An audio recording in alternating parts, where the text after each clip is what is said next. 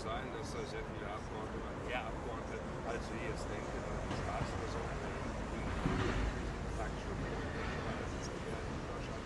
Denn beispielsweise Labour führt ja auch Gründe an, warum sie gegen diesen Vertragsentwurf stimmen. Beispielsweise sagen sie, Arbeitnehmerrechte werden aufgeweicht. Das gleiche gilt für Umweltstandards. Also gibt es eine ganze Reihe von Boris Johnson ausgehandelt die müssen stimmen. Ja klar, die Schiffenverhältnisse sind schon. Boris Johnson hat keinen eigenen Kerl. Er muss aber die andere Reihe noch Stimmen bekommen. Und zwar insgesamt 33. Das liegt im Vorschlag natürlich in den Sternen, was wir aussehen müssen. Sorry, I think it can be described as electric. Here outside Parliament there are long queues of people. They've been queuing for hours to get into the House of Commons. They want to be there on the day of this vote, which could really shape the future of the country for decades to come. There are MPs here, they are out, there are lots of journalists where I am, and MPs are giving interviews, and I sense that they are quite nervous because the vote itself is very, very close. We don't know at this point how this day is going to pan out. Das letzte Kapitel in dem Brexit-Drama wurde heute bestimmt.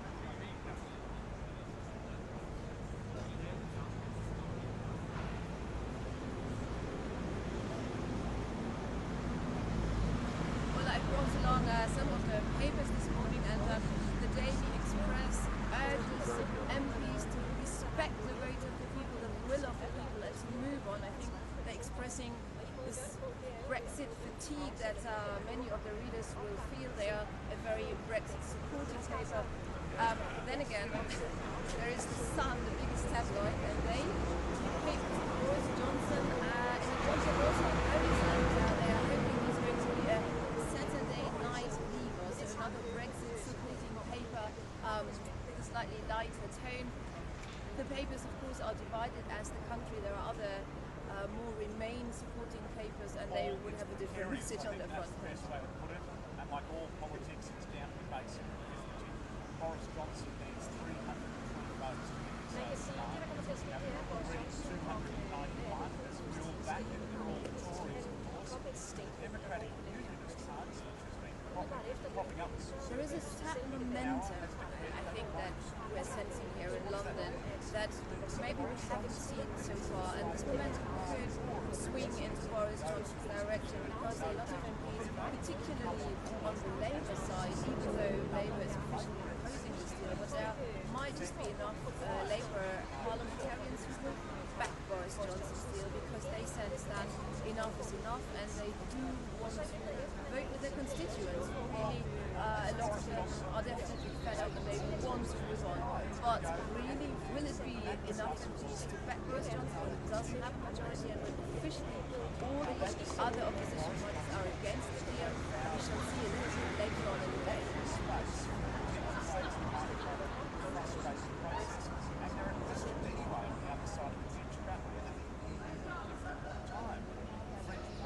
Well, can't be explained too quickly, but then the extension will most likely be sought from the European Union. Parliamentarians don't want to exit without any deal, so they are urging Boris Johnson, and they effectively are forcing him to then look for an extension.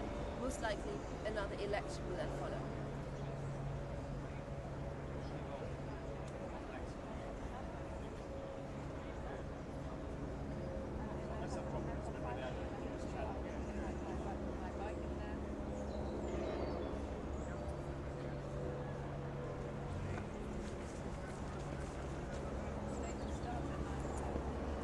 Out, you can see it.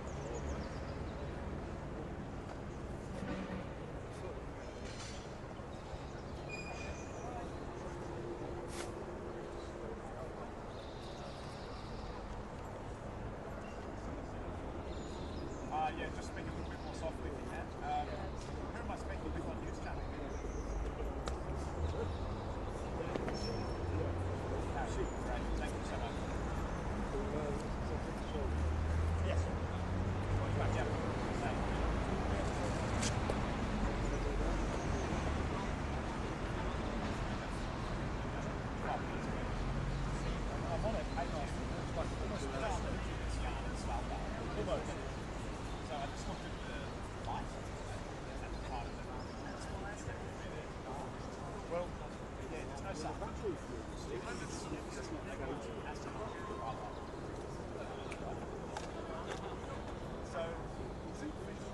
asked Dan this morning, and he said, "Oh, an 870." Wow. That's something price, isn't it? It's done. If you want to see, like, you want to walk up to the structure, point out when it's sagging and the price.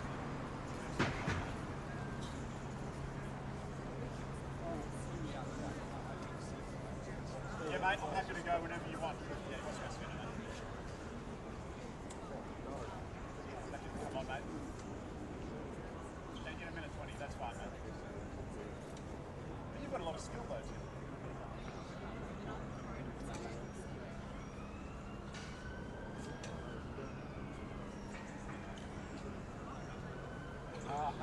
What? The studio saying when they come.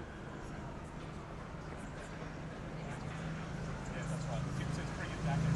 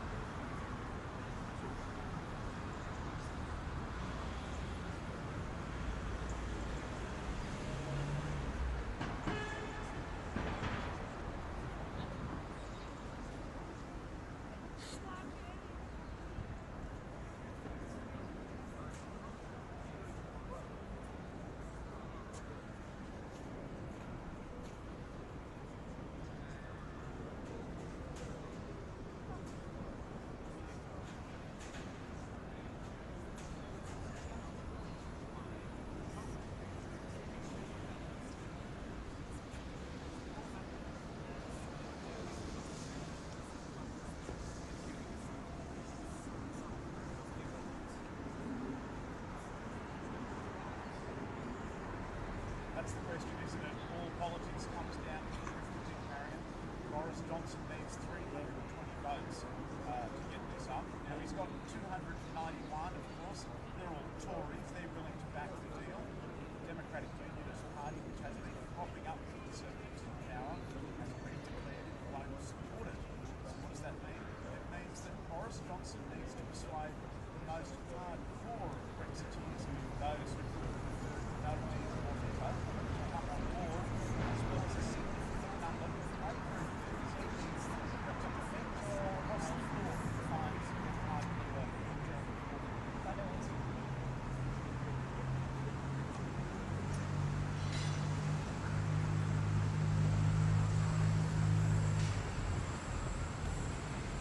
Sure, unless he wants to break the law, Marion, he's got to go back to Brussels, cap in hand, and formally seek a further extension of Brexit. That is something that Britain has vowed never to do. So watch this space for ways that might try to frustrate the process. And in the meantime, on the other side of the ditch, there are real questions about whether the EU will give them any more time anyway. The French president yesterday, Emmanuel Macron, said that, like the rest of us, he's sick of Brexit and is disinclined to grant a further extension.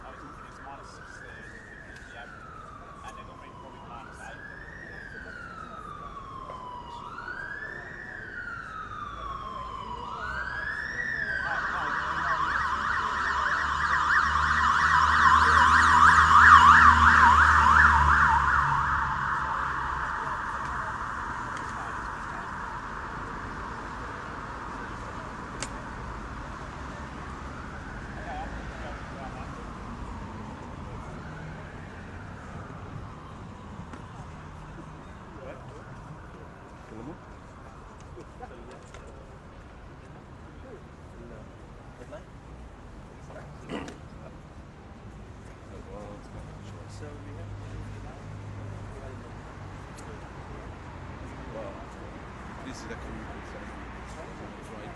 It's the wrong. Yeah, it is the wrong shot.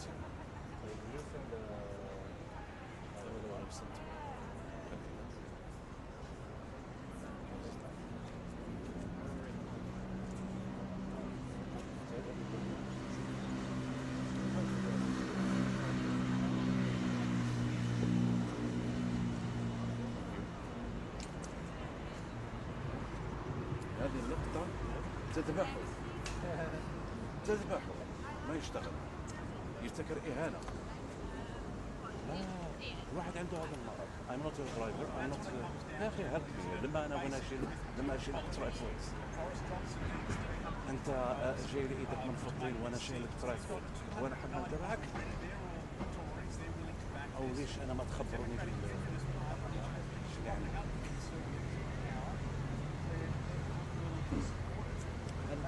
Boris Johnson has to persuade the most hardcore Brexiteers, those who would prefer no deal or whatever, to back this deal, as well as a significant number of Labour MPs to persuade them to defend crossing border defiance of the party. ب 320 صوتا قد يدخل.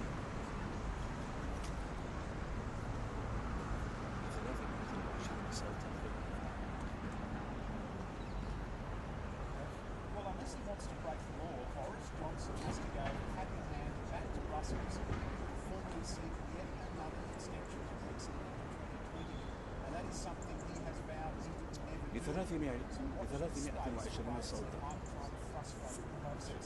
And in the meantime, there are questions on the other side of the pitch about whether he can apply an extension anyway. The French president has already said that like the rest of us, he's sick of Brexit and is disappointed. بأصوات 320 نائبا في البرلمان، بوريس جونسون سيدخل التاريخ، وبأقل من ذلك ستتواصل مسلسل بريكسيت الطويل.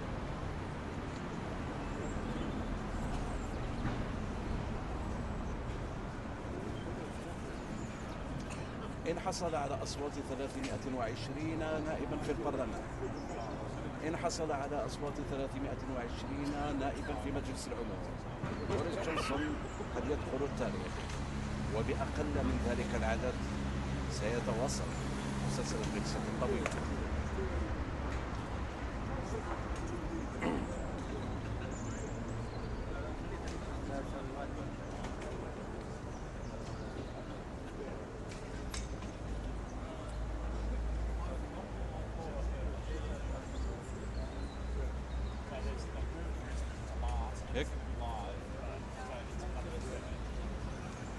بأصوات 320 نائبا في مجلس العموم، بوريس جونسون قد يدخل التاريخ، وبأقل من ذلك العدد مسلسل بريكسيت سيتواصل. إن حصل على أصوات بوريس جونسون سيدخل التاريخ الأوروبي من أوسع أبوابه.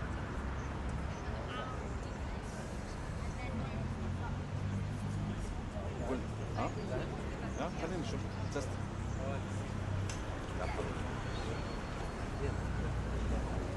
إن حصل على أصوات 320 نائبا في مجلس العموم، بوريس جونسون سيدخل التاريخ الأوروبي والبريطاني من أوسع أبوابه، وبأقل من ذلك العدد سيتواصل مسلسل بريكسيت الطويل.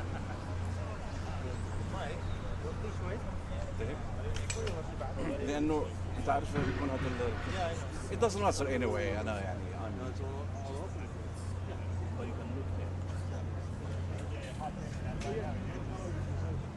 tell them to record.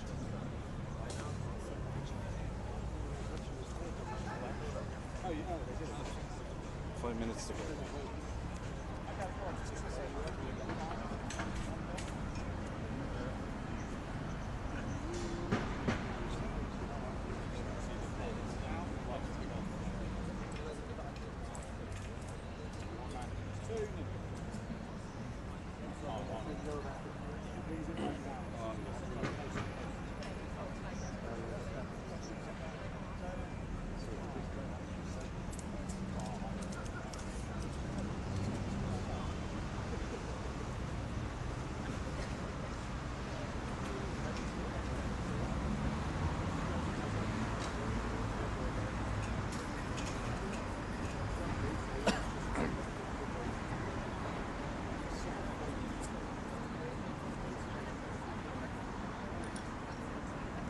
خليك في نفس الوقت ريكوردينج.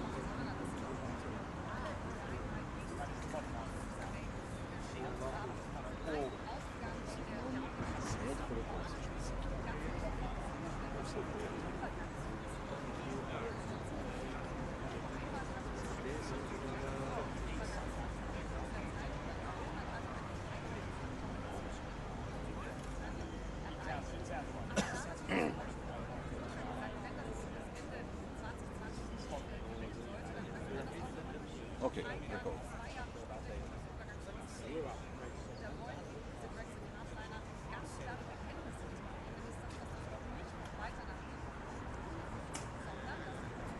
إذا حصل بوريس جونسون على أصوات 320 من أعضاء مجلس العموم سيدخل التاريخ البريطاني من أوسع أبوابه، وإن كان العدد أقل من ذلك فإن مسلسل بريكسيت الطويل سيتواصل.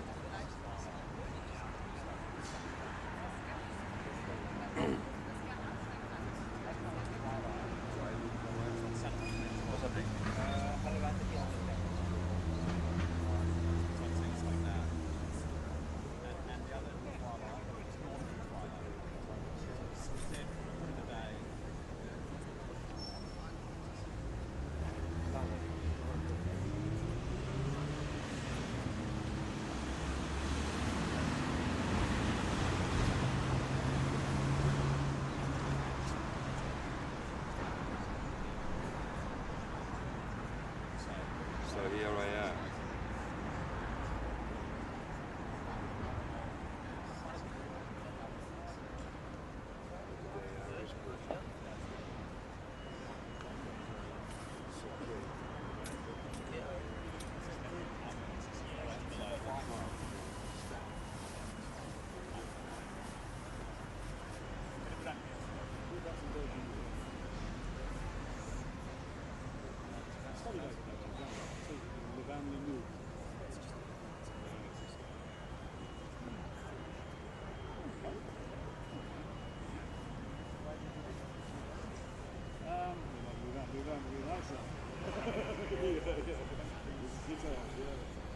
الباينتونوت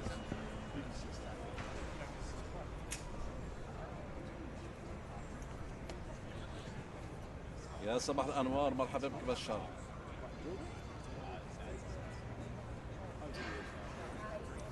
بشار ممكن تخفضوا شوية الصوت؟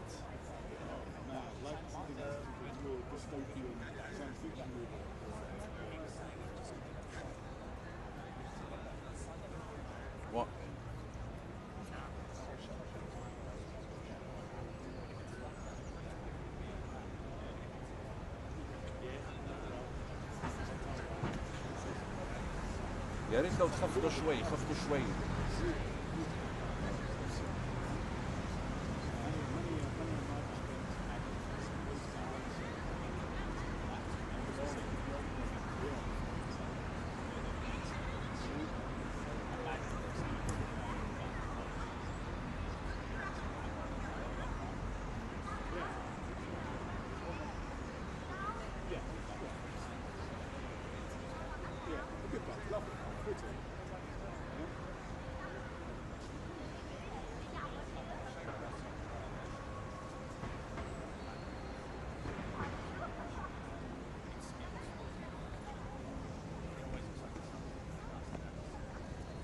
لا نبيلو.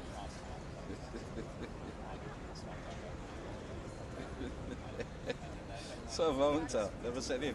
امورك تمام؟ صافا الحمد لله. دار واحد انيس لاباس عليه؟ تبدا من هنا 5 دقائق تقريبا. يا والله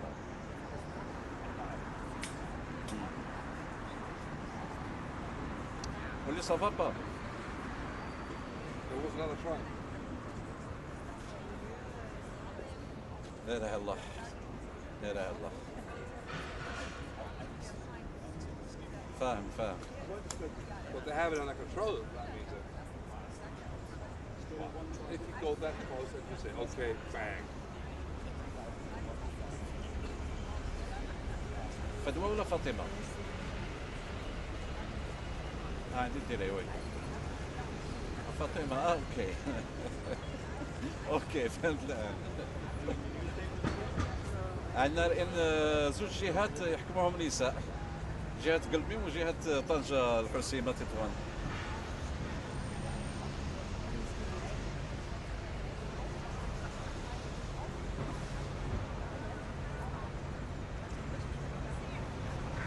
اهلا بك، يا مرحبا بك.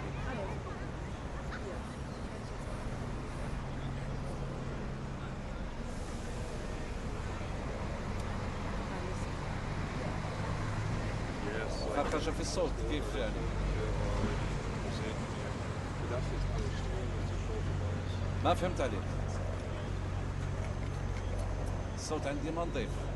اوكي خلينا شوي الكاميرا مان is working on it. Just another 30 seconds to go. And you 1 just 2 mess up 3 on the 4 right 5 balance. 6 7 8 9 10. عندي النك مايك.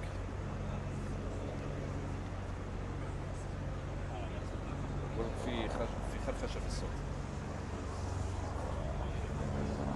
عندك اطلب نيك مايك.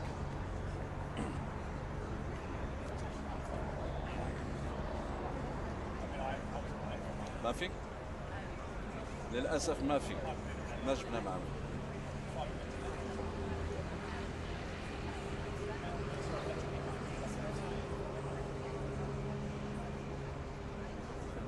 أها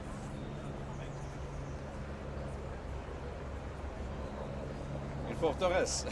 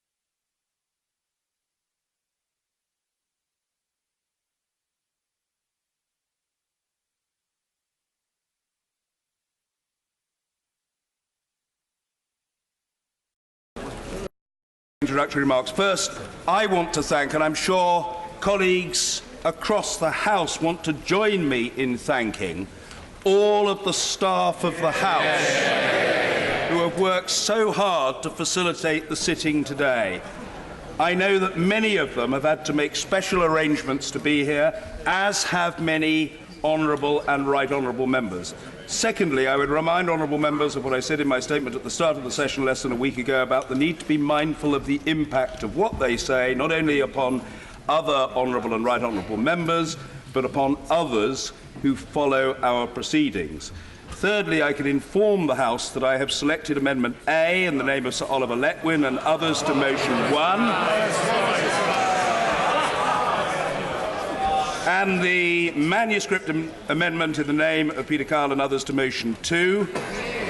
Fourth, this may be for the convenience of the House to know, although the second motion is debatable, I think it will be convenient for the two motions to be debated together so that reference to the second motion may be made in the debate, and if the second motion is moved, I will put the question or questions on that motion without separate debate.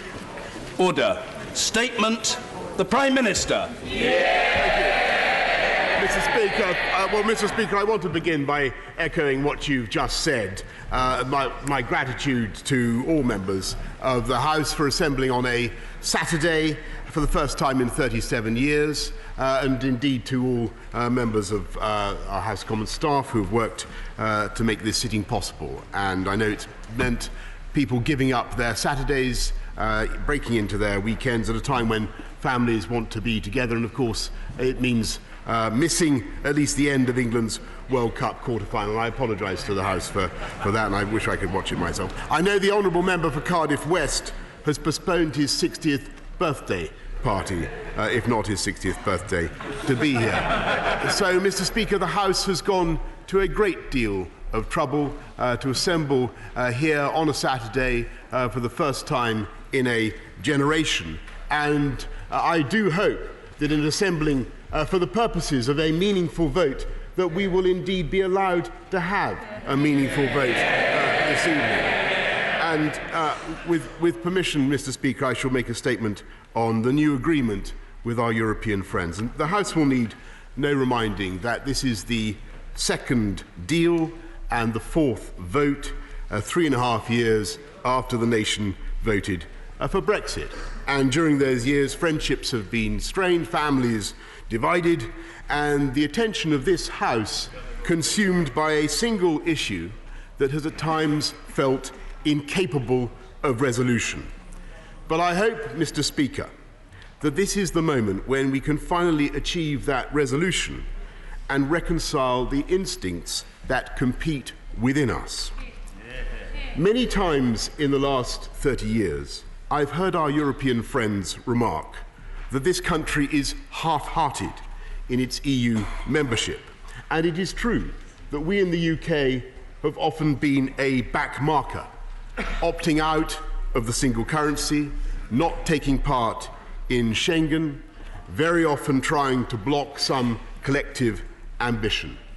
And in the last 3.5 years, it has been striking that members on all sides of this House have debated Brexit in almost entirely practical terms, in an argument that has focused on the balance of economic risk and advantage. And I don't think I can recall a time when I've heard a single member stand up and call for Britain to play her full part in the political construction of a federal Europe. And I don't think I've heard a single member call for ever closer union or ever deeper integration or a federal destiny. Mon pays Europe. Well, perhaps I've missed it, but I don't think I've heard much of it, Mr. Speaker. And there is a whole side of that debate that you hear regularly in other European capitals that is simply absent from our national conversation. And I don't think that has changed much in the last 30 years. But if we have been sceptical, and if we have been anxious about the remoteness of the bureaucracy, if we have been dubious about the rhetoric of union and integration, If we have been half-hearted Europeans, then it follows logically that with part of our hearts, with half our hearts, we feel something else, a sense of love and respect for European culture and civilization of which we are a part. A desire to cooperate with our friends and partners in everything, creatively, artistically, intellectually, a sense of our shared destiny, and a deep understanding of the eternal need, especially after the horrors of the last century, for Britain to stand as one of the guarantors of peace and democracy in our continent. And it is our continent. And it's precisely because we are capable of feeling both things at once, sceptical about the modes of EU integration, as we are, but passionate and enthusiastic about Europe, that the whole experience of the last 3.5 years has been so difficult for this country and so divisive.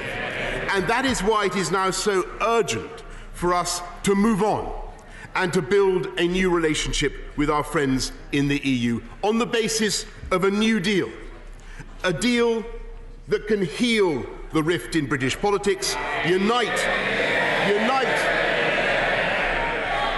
the warring instincts in us all. And now is the time for this great House of Commons to come together and bring the country together today. As I believe people at home are hoping and expecting, with a new way forward and a new and better deal, both for Britain and for our friends in the EU. And that is the advantage of the agreement that we have struck with our friends in the last 2 days.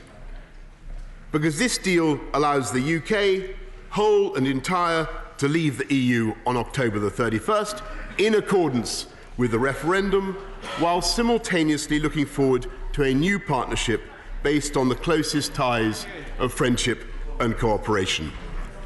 And I pay tribute to our European friends for escaping the prison of existing positions and showing the vision to be flexible by reopening the withdrawal agreement, and thereby addressing the deeply felt concerns of many in this House. And one of my most important jobs is to express those concerns to our European friends. And I shall continue to listen to all honourable members throughout the debate today, to meet with anyone on any side, and to welcome the scrutiny the House will bring to bear if, as I hope, we proceed to consider the withdrawal bill next week. Today, this House has a historic opportunity to show the same breadth of vision as our European neighbours, the same ability, resolve to reach beyond past disagreements by getting Brexit done and moving this country forwards as we all yearn to do. This agreement provides for a real Brexit, taking back control of our borders, laws, money, farming, fisheries and trade, amounting to the greatest single restoration of national sovereignty in parliamentary history. It removes the backstop which would have held us against our will in the customs union and much of the single market. For the first time in almost 5 decades, the UK will be able to strike free trade deals with our friends across the world to benefit the whole country, including Northern Ireland. Article 4 of the protocol states Northern Ireland is part of the customs territory of the United Kingdom. It adds, nothing in this protocol shall prevent Northern Ireland from realising the preferential market access in any free trade deals on the same terms as goods produced in other parts of the United Kingdom. Our negotiations have focused on the uniquely sensitive nature of the border between Northern Ireland and the Republic, and we have respected those sensitivities. Above all, we and our European friends have preserved the letter and the spirit of the Belfast Good Friday Agreement, and upheld the long-standing areas of cooperation between the UK and Ireland, including the Common Travel Area. And as I told the House on the 3rd of October, in order to prevent a regulatory border on the island of Ireland, we propose a regulatory zone covering all goods, including agri-food, eliminating any need for associated checks at the border. But, Mr. Speaker, in this agreement we have gone further by also finding a solution to the vexed question of customs, which many in this House have raised.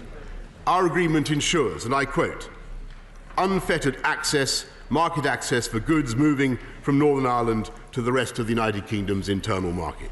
It ensures that there should be no tariff on goods circulating within the UK customs territory, that is between Great Britain and Northern Ireland, unless they are at risk of entering the EU. It ensures an open border on the island of Ireland, a common objective of everyone in this House. And it ensures for those living and working alongside the border, there will be no visible or practical changes to their lives. They can carry on as before. I believe that this is a good arrangement, reconciling the special circumstances in Northern Ireland with the minimum possible bureaucratic consequences at a few points of arrival in Northern Ireland. And it is precisely to ensure that those arrangements are acceptable to the people of Northern Ireland that we have made consent a fundamental element of this new deal. So no arrangements can be imposed on Northern Ireland if they do not work for Northern Ireland. The people of Northern Ireland will have the right, under this agreement, to express or withhold their consent to these provisions by means of a majority vote in their assembly 4 years after the end of the transition. And if the Assembly chooses to withhold consent, these provisions shall cease to apply after 2 years, during which the Joint Committee of the UK and EU would propose a new way forward in concert with Northern Ireland's institutions.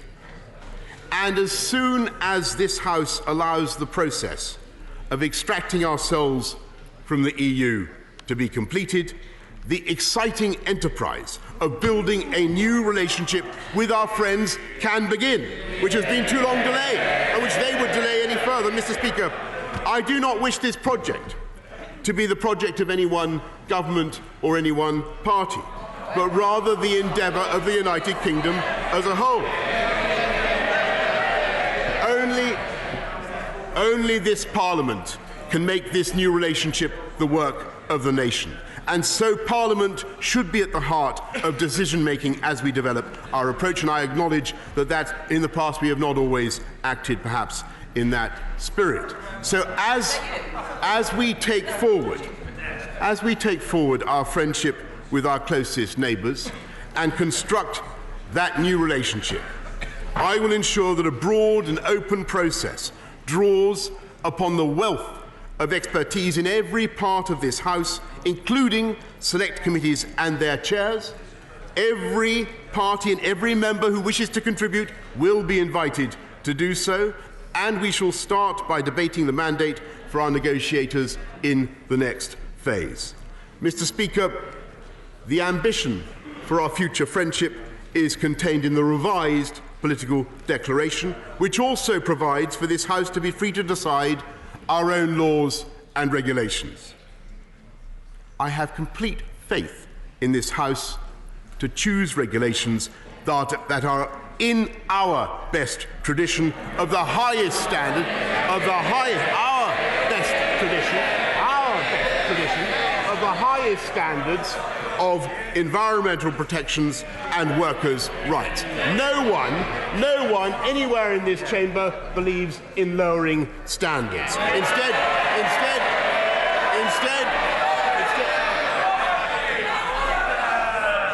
a lot of gesticulation. The statement by the Prime Minister must be heard, and it will be. The Prime Minister.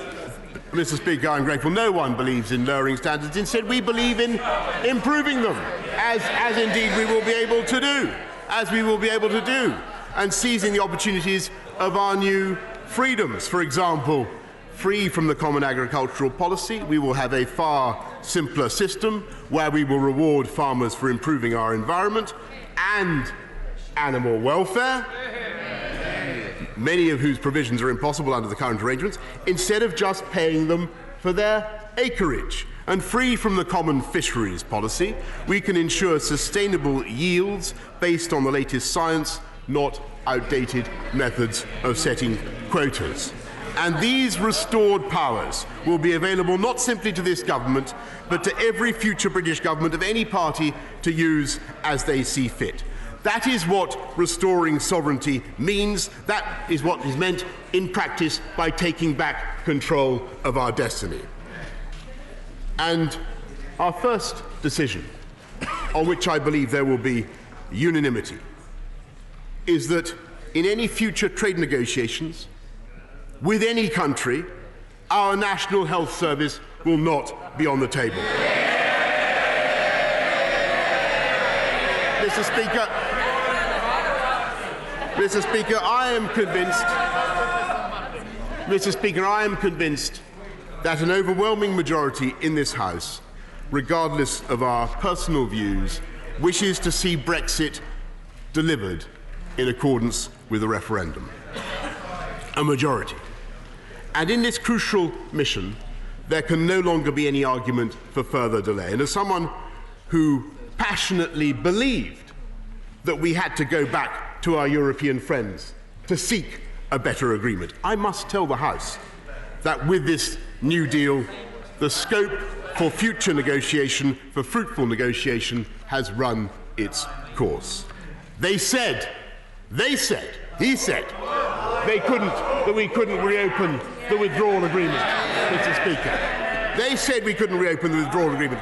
They said we couldn't change a comma of the withdrawal agreement. They said we couldn't abolish the backstop, Mr. Speaker. We've done both. But it is now my judgment that we have reached the best possible solution. So those who agree, like me, that Brexit must be delivered, and who, like me, prefer to avoid a no-deal outcome, must abandon the delusion that this House can delay again. And I must tell the House in all candour that there is very little appetite among our friends in the EU for this business to be protracted by one extra day. They have had 3.5 years of this debate. It has distracted them from their own projects and their own ambitions. And if there is one feeling that unites the British public with a growing number of officials in the EU, it is a burning desire to get Brexit done. And I must tell the House again, in all candour, that whatever letters they may seek to force the government to write, it cannot change my judgment that further delay is pointless, expensive, and deeply corrosive of public trust. And people simply will not understand how politicians can say with one breath that they want delay to avoid no deal, and then with the next breath that they still want delay when a great deal is there to be done. Now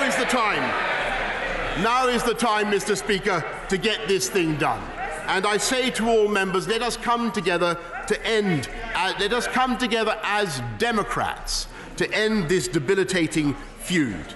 Let us come together as Democrats to get behind this deal, the one proposition that fulfills the verdict of the majority, but which also allows us to bring together the two halves of our hearts, to bring together the two halves of our nation. Let's speak now, both for the 52 and for the 48. Let's go for a deal that can heal this country. Let's go for a deal that can heal this country and can allow us all to express our legitimate desires for the deepest possible friendship and partnership with our neighbours, a deal that allows us to create a shared destiny with them, and a deal that also allows us to express our confidence in our own democratic institutions, to make our own laws, to determine our own future, to believe in ourselves once again as an open, generous, global, outward-looking, free-trading United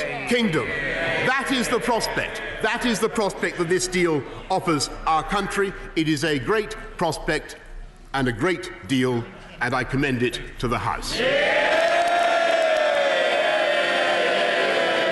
I call the Leader of the Opposition, Jeremy Corbyn. Thank you, Mr. Speaker. I join you in thanking all the staff that have come into the House this morning to help us. Cleaning staff, catering staff, security staff, officials and our own staff. They've given up a weekend in order to help our deliberations. I also want to thank the Prime Minister for an advance copy of his statement. He has renegotiated the withdrawal agreement and made it even worse. He's renegotiated the political declaration and made that even worse. We're having a debate today on a text for which there is no economic impact assessment and no accompanying legal advice. This government has sought to avoid scrutiny throughout the process and yesterday evening made empty promises on workers' rights and the environment. The same government that spent the last few weeks negotiating in secret to remove from the withdrawal agreement legally binding commitments on workers' rights and the environment. This government cannot be trusted, and these benches will not be duped. Neither, Mr. Speaker, will the government's own workers. The head of the Civil Service Union, Prospect, yesterday met the Right Honourable Member for Surrey Heath, and at the conclusion of that meeting he said, and I quote, "I asked for reassurances that the government would not diverge on workers' rights after Brexit. He could not give me those assurances." And as for the much-hyped world-leading environment bill, the legally binding targets will not be enforceable until 2037. For this government, the climate emergency can always wait. Mr. Speaker, this deal risks people's jobs, rights at work, our environment and our National Health Service. We must be honest about what this deal means for our manufacturing industry and people's jobs. Not only does it reduce access to the market of our biggest trading partner, it leaves us without a customs union which will damage industries all across this country in every one of our constituencies. From Nissan in Sunderland, Heinz in Wigan, Airbus in Broughton and Jaguar Land Rover in Birmingham, thousands of British jobs depend on a strong manufacturing sector. And a strong manufacturing sector needs markets through fluid supply chains all across the European Union. A vote for this deal would be a vote to cut manufacturing jobs all across this country. This deal, Mr. Speaker, would inevitably and absolutely inevitably lead to a Trump trade deal, forcing the UK to diverge from the highest standards and expose our families once again to chlorine-washed chicken and hormone-treated beef. This deal... Order. I did say that the statement by the Prime Minister must be heard. The response of the Leader of the Opposition in the best traditions of parliamentary democracy must also be heard, and it will. Jeremy Corbyn. This deal fails to enshrine the principle that we keep pace with the European Union on environmental standards and protections, putting at risk our current rules from air pollution standards to chemical safety. We all know the public concern about these issues, all at the same time that we're facing a climate emergency. And as for workers' rights, we simply cannot give the government a blank cheque. Mr. Speaker, you don't have to take my word for all of this. Listen, for example, to the TUC General Secretary Frances O'Grady, who says this.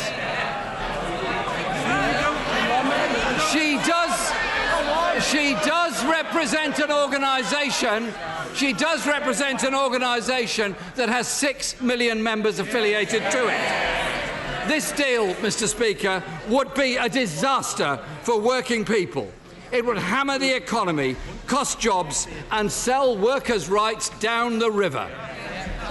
Listen to Make UK, representing British manufacturers, who say, and I quote, "This is Make UK's comments on this deal. Members opposite might care to listen to them.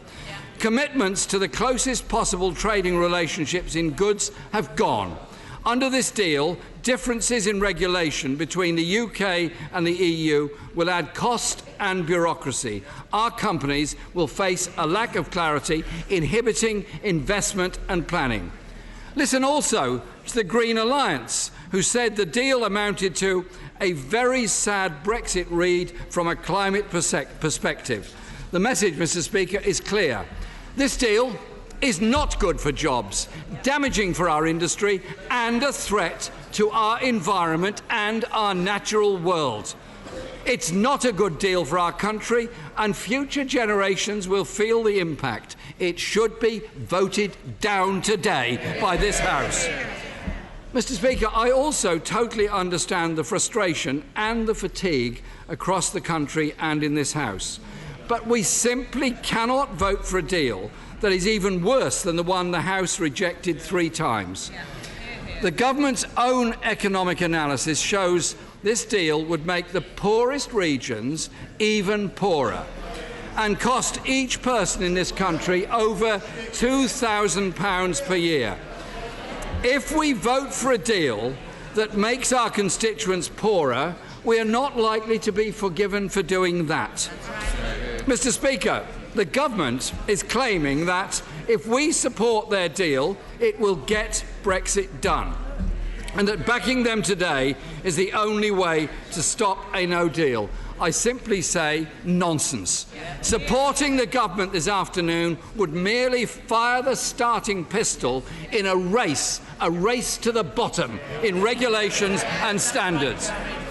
And if anyone had any doubts about this, we only have to listen to what their own honourable members have been saying, like the one yesterday who rather let the cat out of the bag, saying members should back this deal as it means we can leave with no deal by 2020.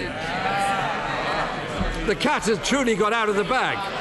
So, can the Prime Minister confirm whether this is the case, and that if a free trade agreement has not been done, it would mean Britain falling on to World Trade Organization terms by December next year, with only Northern Ireland having preferential access to the EU market? No wonder the Foreign Secretary has said that this represents, and I quote, "a cracking deal for Northern Ireland." They would retain frictionless access to the single market. It does beg the question, Mr. Speaker, why can't the rest of the UK get a cracking deal by maintaining access to the single market? The Taoiseach said, and I quote, "It allows the all-Ireland economy to continue to develop, and one which protects the European single market." Some members of this House do welcome an all-Ireland economy, but I didn't think that included the government and the Conservative and Unionist Party. The Prime Minister declared in the summer, "Under no circumstances will I allow the EU or anyone else to create any kind of division down the Irish Sea." You cannot trust a word that he says. Mr. Speaker, voting for a deal today won't end Brexit. It won't deliver certainty, and the people should have the final say. Labour is not prepared to sell out the communities that we represent. We are not prepared. We are not prepared to sell out their future, and we will not back this sell-out deal. This is about our communities now and about our future generations. The Prime Minister. Mr. Speaker, I must confess that I am disappointed by the tone that the right honourable gentleman has taken today, because I had thought that he might rise to the occasion and see that the electorate broadly, and indeed the electorate, I believe his his own electorate would want to do, and that is to get Brexit done. And I must say, I thought that he would wish to reflect the will of the people who voted for Brexit in such numbers in 2016 and have waited for a very long time. He's wrong about environmental and social protection. This government, this country will maintain the very highest standards, and we will lead in environmental protection and social protection across Europe and the world. We lead, for instance, in our commitment to be carbon neutral by 2050, and as I've told him many times before, this freedom, Brexit, gives us the opportunity to do things that we have not been able to do and that are deeply desired by the British people, such as banning the live export of animals. And I do think, to say nothing of shark fencing, many other things that we can do differently and better. He's wrong, Mr. Speaker, about business. The overwhelming view of business is that there are great opportunities from Brexit, but also, as both Stuart Rose, who I think was a former chairman of the Remain campaign, and the Governor of the Bank of England have said today, this is a good deal for the British economy. And indeed, as I look ahead, Mr. Speaker, the only risk I see to the British economy are the catastrophic plans of the Right Honourable Gentleman and his semi-Marxist party.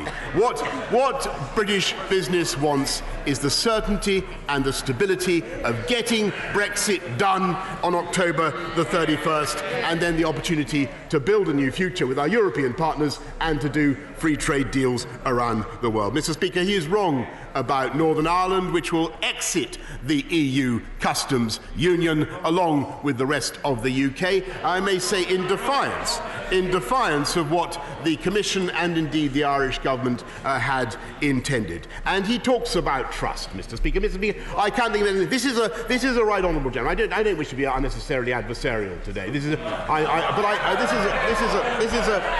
a right honourable gentleman. This is a right honourable gentleman who patently does not trust his own party. He doesn't trust the shadow.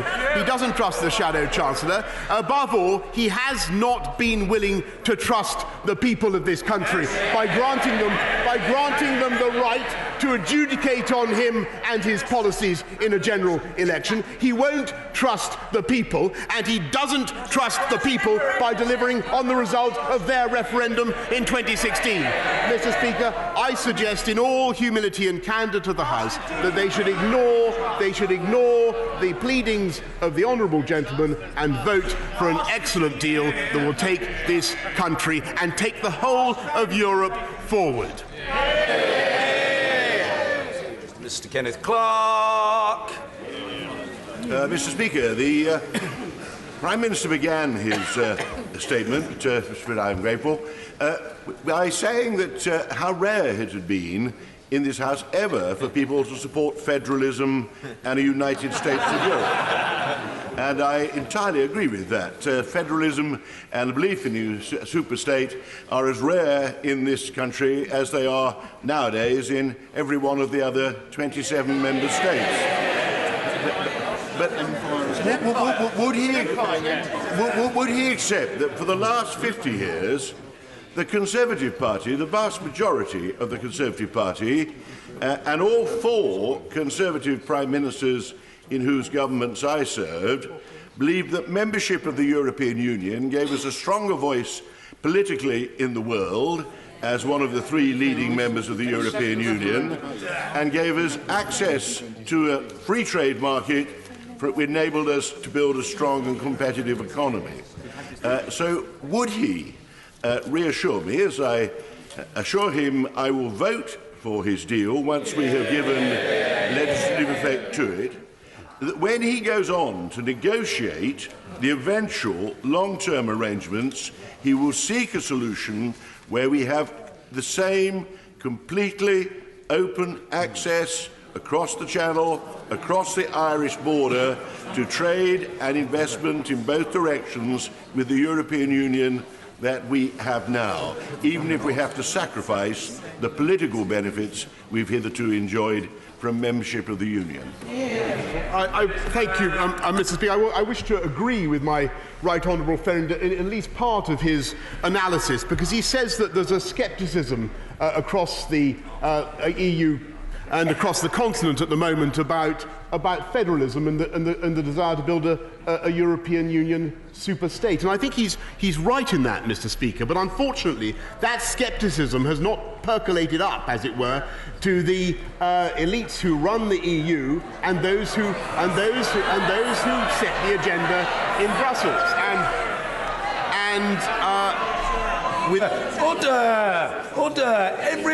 Every member who has the floor must be heard.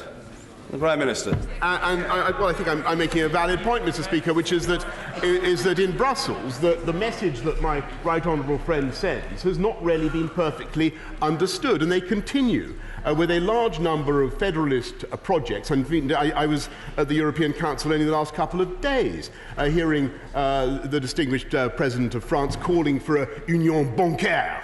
Mr. Speaker, a banking union. There is a strong desire. They wish to intensify by creating a defence pact. There is a strong desire, a banking union, Mr. Speaker. Thank you. There is a strong desire. There is a strong desire to continue the process. That's B-A-N-C-A-I-R-E, Mr. Speaker. There is a strong desire to continue the process of integration in a way that I think would meet the scepticism not just of my right honourable friend, but also millions of people around the EU. And I can give him, Mr. Speaker, the absolute reassurance that in the course of the negotiations, in which, as I say, we would want the entire House, or as many as possible wanted to be involved, to take part, we will ensure that we have exactly what I think he desires: a zero tariff, zero quota, a free trade partnership, so that there is the maximum trade between and increasing trade between our economies. In Blackford. Thank you, Mr. Speaker, and can I join you in thanking all the staff that have made today's sitting possible, and my thanks to the Prime Minister for advance sight of his statement. Mr. Speaker, Northern Ireland 13, Scotland 0. That's the number of references to Northern Ireland in the statement. Not one reference to Scotland. Mr. Speaker, the Prime Minister has returned from Brussels to present a deal that he knows, that we all know, is actually worse than Theresa May's deal. A deal that would see Scotland shafted by this United Kingdom government, left at an economic disadvantage, with Scotland's views and interests totally disregarded by this Prime Minister and his government. Mr. Speaker, the Scottish National Party could not have been clearer. We would support any mandate to approach the European Union, to remain in the single market and the customs union, or simply remain in the European Union altogether. Yet the Prime Minister has made it clear he was not and is not interested in meaningful discussions with the SNP or with our Scottish Government. He and his cronies in Number 10 don't care about Scotland. This Tory government has sold Scotland out, and once again they have let Scotland down. While rightfully Northern Ireland has been allowed special arrangements to remain in the EU single market and customs union, the Prime Minister will not afford Scotland the same arrangements. He didn't even consider giving Scotland a fair deal. Mr. Speaker, despite the fact that the Scottish people, like the people of Northern Ireland, voted overwhelmingly to remain in the European Union, this Prime Minister has never entertained the notion of giving Scotland the same arrangements that Northern Ireland gets in this deal. The truth is that this Prime Minister doesn't care about Scotland. He and his government have treated the Scottish Government, our Scottish Parliament and the Scottish people, but nothing with contempt. Mr. Speaker, not a single MP who cares about Scotland's future should consider supporting the Prime Minister today. They should stand with the Scottish National Party and vote this deal down. Any and all assessments of any Brexit outcome show that the United Kingdom and that Scotland will be poorer no matter how we leave the European Union. People up and down Scotland know that the Prime Minister and his Brexit fanboys and the Vote Leave campaign have ignored and shafted Scotland. Mr. Speaker, England is getting what it voted for. Wales is getting what it voted for. And Northern Ireland is getting a special deal. Yet Scotland, that democratically voted to remain, is being ignored and treated as a second-class nation by this government. Can the Prime Minister tell us now, how will he justify himself to the people of Scotland at the general election?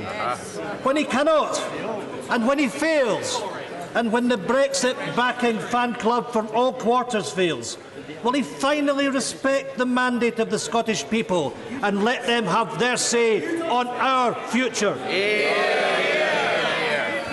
Well, Mr. Speaker, I thank the right honourable gentleman. I'm sure he will want to join me, and I'm sure his colleagues will want to join me in congratulating the England rugby team on a 40-16 victory over Australia. And I admire there was a lot of enthusiasm, I thought, in his response. And Mr. Speaker, I must say that I think he's being a little bit churlish in his response, because after all I didn't mention England and I didn't mention Wales, and the reason, of course, that Northern Ireland is a particular subject of discussion, it's a legitimate point, is that there are particular circumstances in Northern Ireland at the border which deserve particular respect and sensitivity, and that is what they have received in this deal. This is a great deal for England, it's a great deal for Wales, it's a great deal for Scotland, and it's a great deal for Northern Ireland. And for the people of Scotland, they now have the chance, championed by wonderful Scottish Conservative MPs, to take back control, Mr. Speaker, to take back control of their fisheries from the end of next year and allow the people of Scotland at last to enjoy the benefits of their spectacular marine wealth in a way that they would be denied under the Scottish Nationalist Party, who, as I never tire of telling you, Mr. Speaker, would hand back control of Scottish fishing to Brussels. Mr. Ian Duncan Smith. Mr. Speaker, may I take issue with my right honourable friend, the Prime Minister, gently, that for 27 years some of us have been warning about the federal nature of the European Union. I said gently.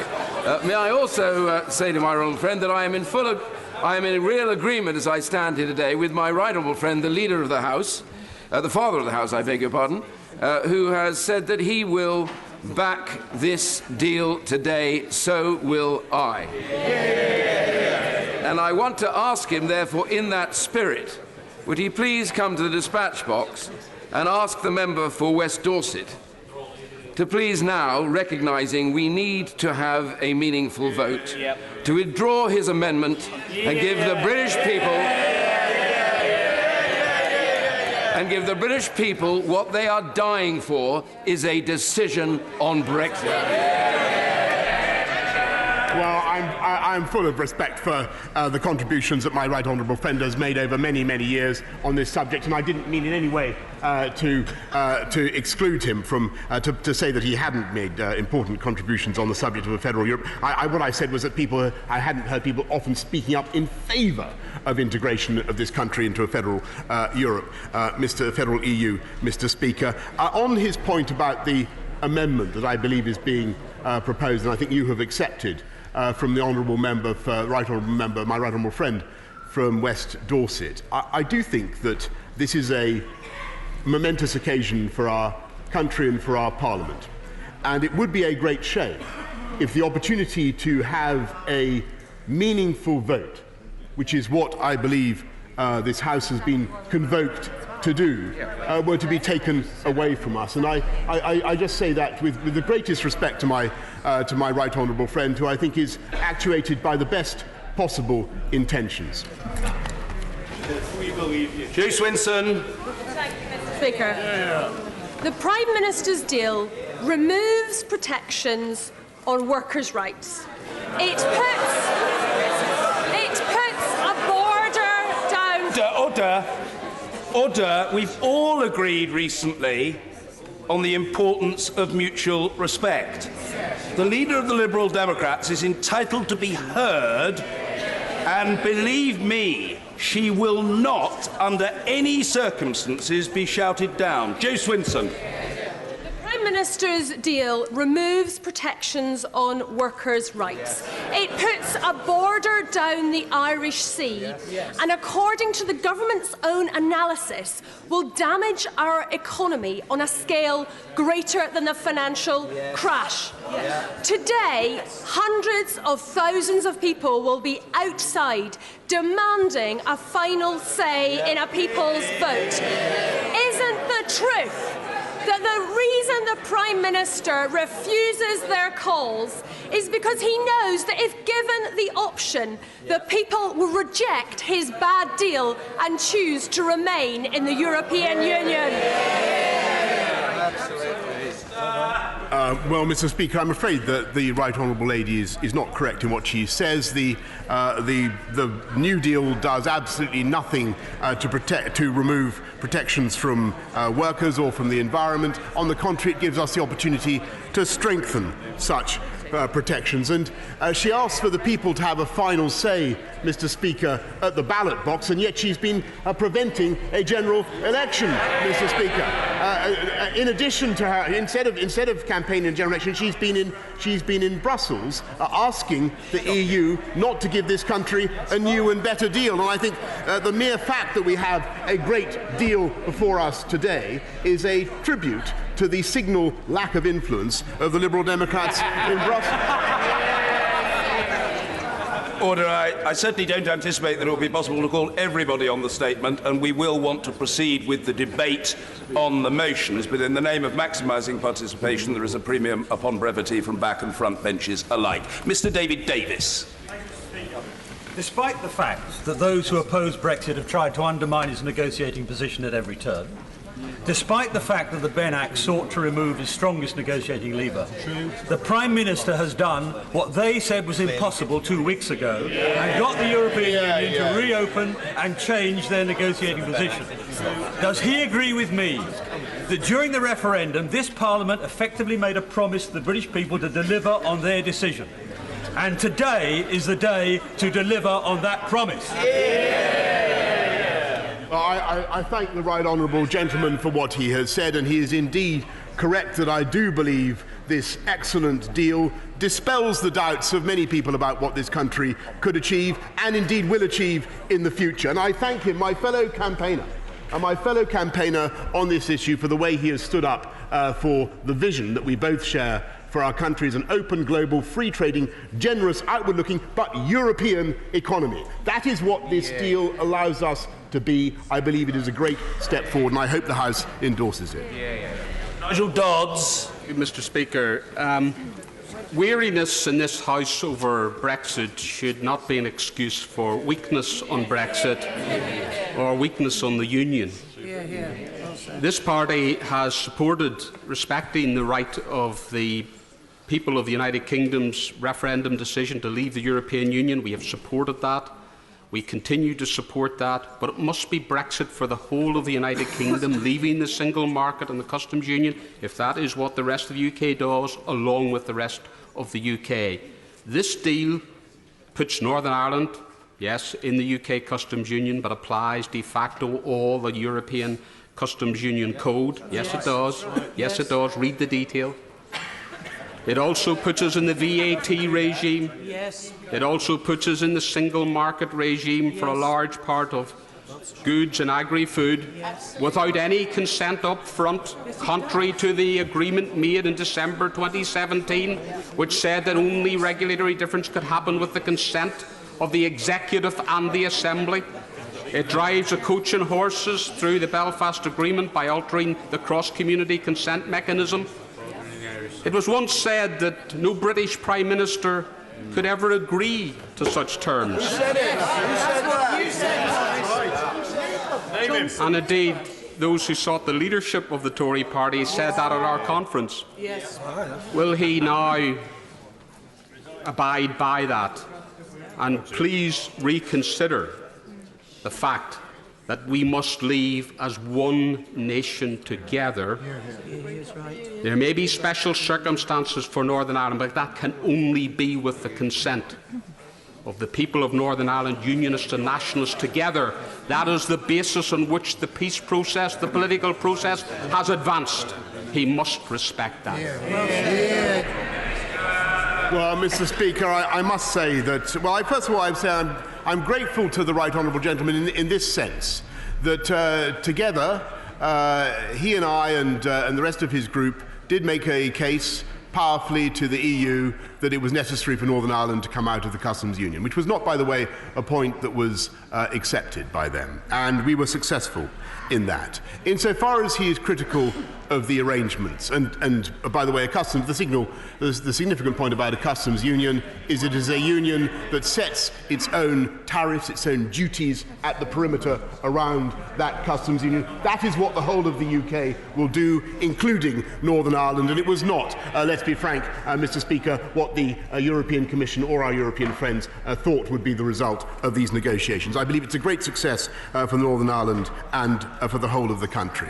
And the arrangements that have made that possible, of course, are temporary, and they are determined by consent.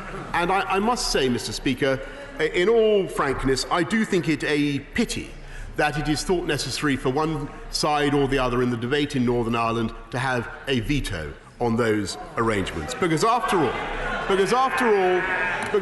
I must be very frank about this, Mr. Speaker, because after all, the people of this country have taken a great decision embracing the entire four nations of this country, by a simple majority vote that went 52-48, which we are honouring now. And I think that principle should be applied elsewhere. And I see no reason why it should not be applied in Northern Ireland as well. And it is in full compatibility, Mr. Speaker, with the Good Friday Agreement. Mr. Philip Hammond. Mr. Speaker, before I decide whether to jump on the Prime Minister's bus, I'd like to be just a little clearer about the destination. I'd like to be reassured that it remains the deep and special partnership with the European Union that we promised the British people in our 2017 election manifesto. And in the absence of the UK-wide backstop, which is now gone from the package, the best way to give us that reassurance is to ensure a proper role for Parliament in the process of the future negotiations. So could the Prime Minister today make a commitment to accept what are known as the Nandy-Snell amendments, which the previous government agreed would prevail? Thank you. Mr. Speaker, I can certainly give that commitment.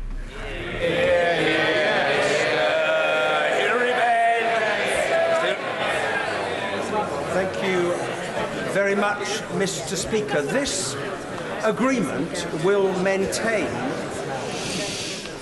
friction-free access to this European market for Northern Ireland.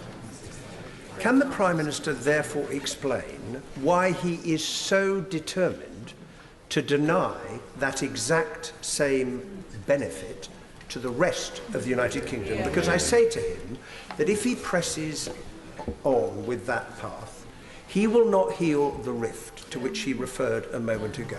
He will only serve to widen it further.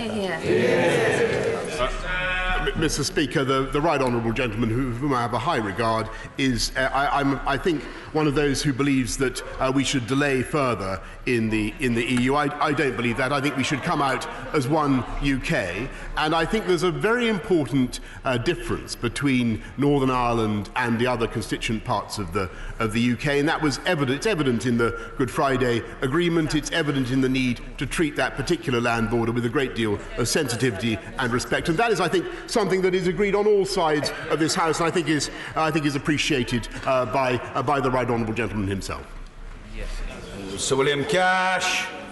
Speaker, will my right honourable friend personally guarantee that in the bill, the withdrawal bill, there will be a guarantee to protect in practice our parliamentary sovereignty, and furthermore that in relation to the withdrawal agreement, that there will be provision to protect the United Kingdom from any harmful matters relating to our vital national interests under a parliamentary system which will guarantee that this House will decide if there are any situations where we need to prevent EU laws from being harmful to those vital national interests during the course of the future arrangements that have been put in place. Mr. Speaker, the right honourable gentleman has campaigned on this matter for many, many years, and indeed there is a sense in which this occasion today is a colossal vindication of his parliamentary career, in the sense that he has long campaigned for us to come out of the EU. He raises an important point about our ability to protect this country from injurious or vexatious legislation coming from the EU during the period of the IP, and I can certainly give him the assurance that we will have such protection. Thank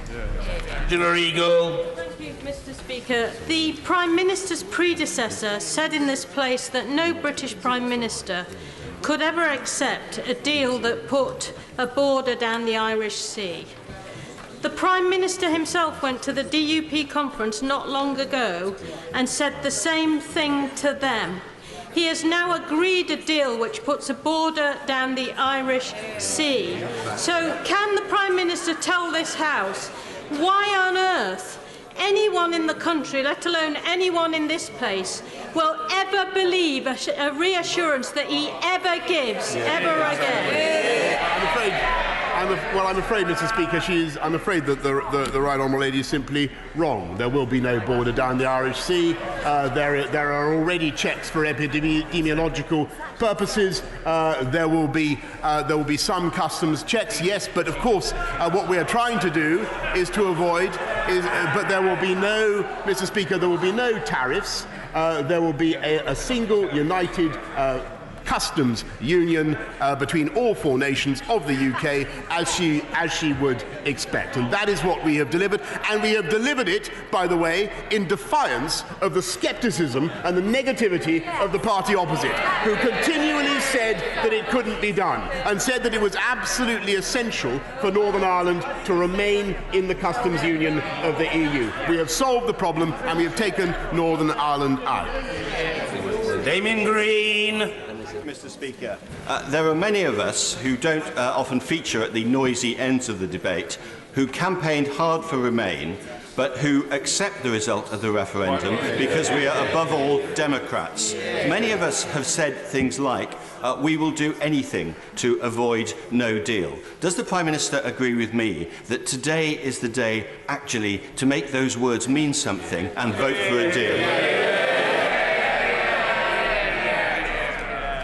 Well, can I thank my right honourable friend who has done much to bring our party and indeed the House together on this matter, and I couldn't agree with him more fervently. I really do think this is the day for everybody to put aside their differences, get this thing done. Our voters, the country, are looking at us. They expect us to deliver it. Let's do it today. Rachel Maskell. Thank you, Mr. Speaker. The democratic consent process doesn't remove the border down the Irish Sea. It simply moves the risk from determining the future of the border from Westminster to Stormont. So why does he believe that the deal will accord with the consensus built in the Good Friday Agreement? Mr. Speaker, the deal is in perfect conformity with the Good Friday Agreement, and it is open to the people of Northern Ireland to vary the arrangements that I've described if they so choose. Sir Patrick McLaughlin. Was not the right honourable gentleman, the Leader of the Opposition, right on the 22nd of February 2016 when he said that we welcome the fact that the hands of the people will now decide whether we remain in the European Union or not. Did they not come to a conclusion on that? He was right then. Shouldn't we now carry out that instruction? Yeah. Well, Mr. Speaker, I do think that the better angels of the right honourable gentleman's nature may still agree with that position.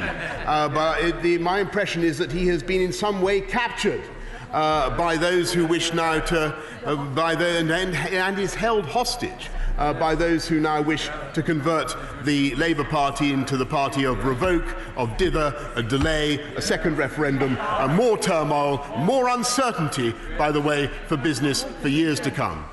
Liz Saville-Roberts. The Prime Minister asks us with passionate words to vote for his deal with our hearts.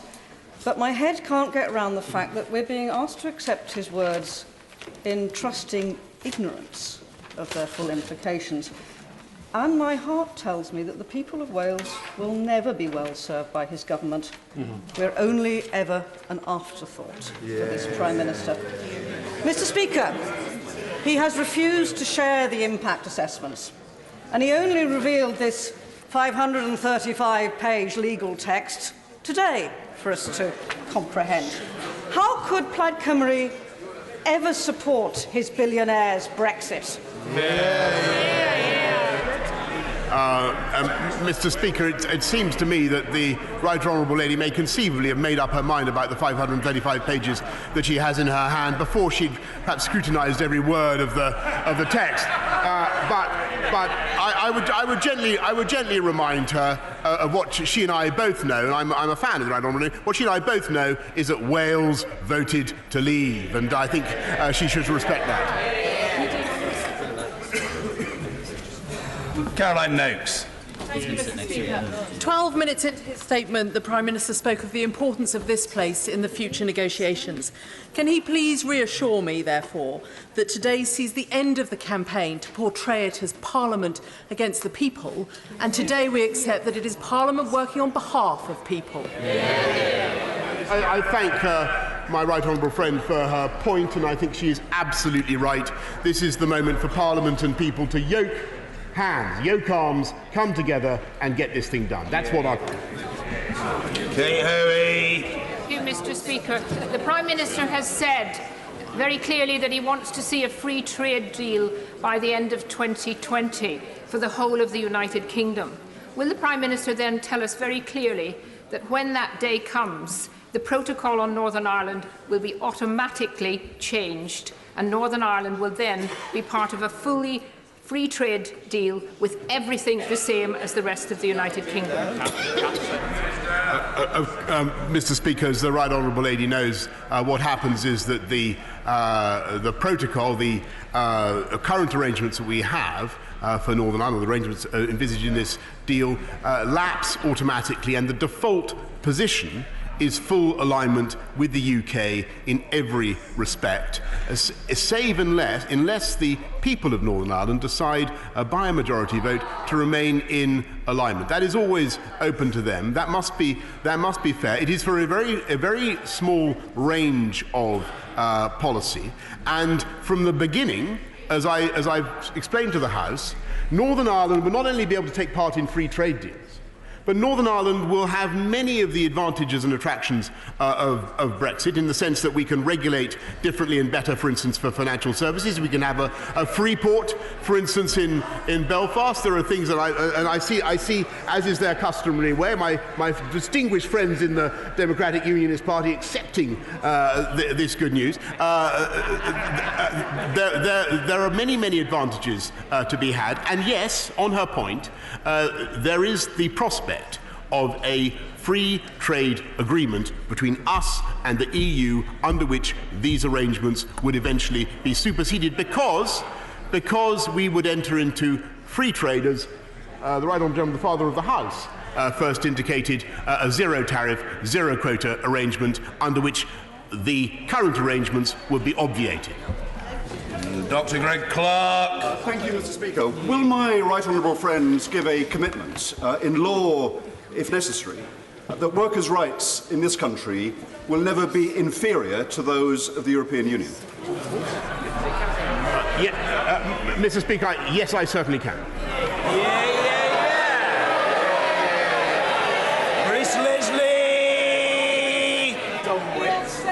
Mr. Speaker, honourable members are going to be promised.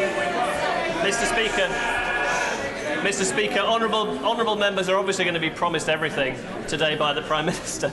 They should take it with a pinch of salt. But I have to tell the Prime Minister, it speaks volumes that he and the Chancellor have refused to publish a fresh economic impact assessment of his proposal today.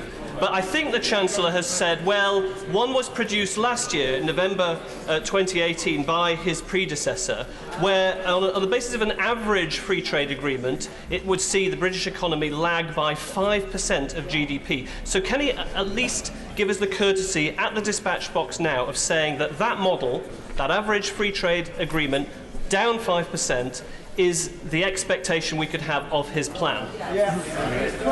No, Mr. Speaker, it certainly is not. Chris Grayling. Thank you, Mr. Speaker.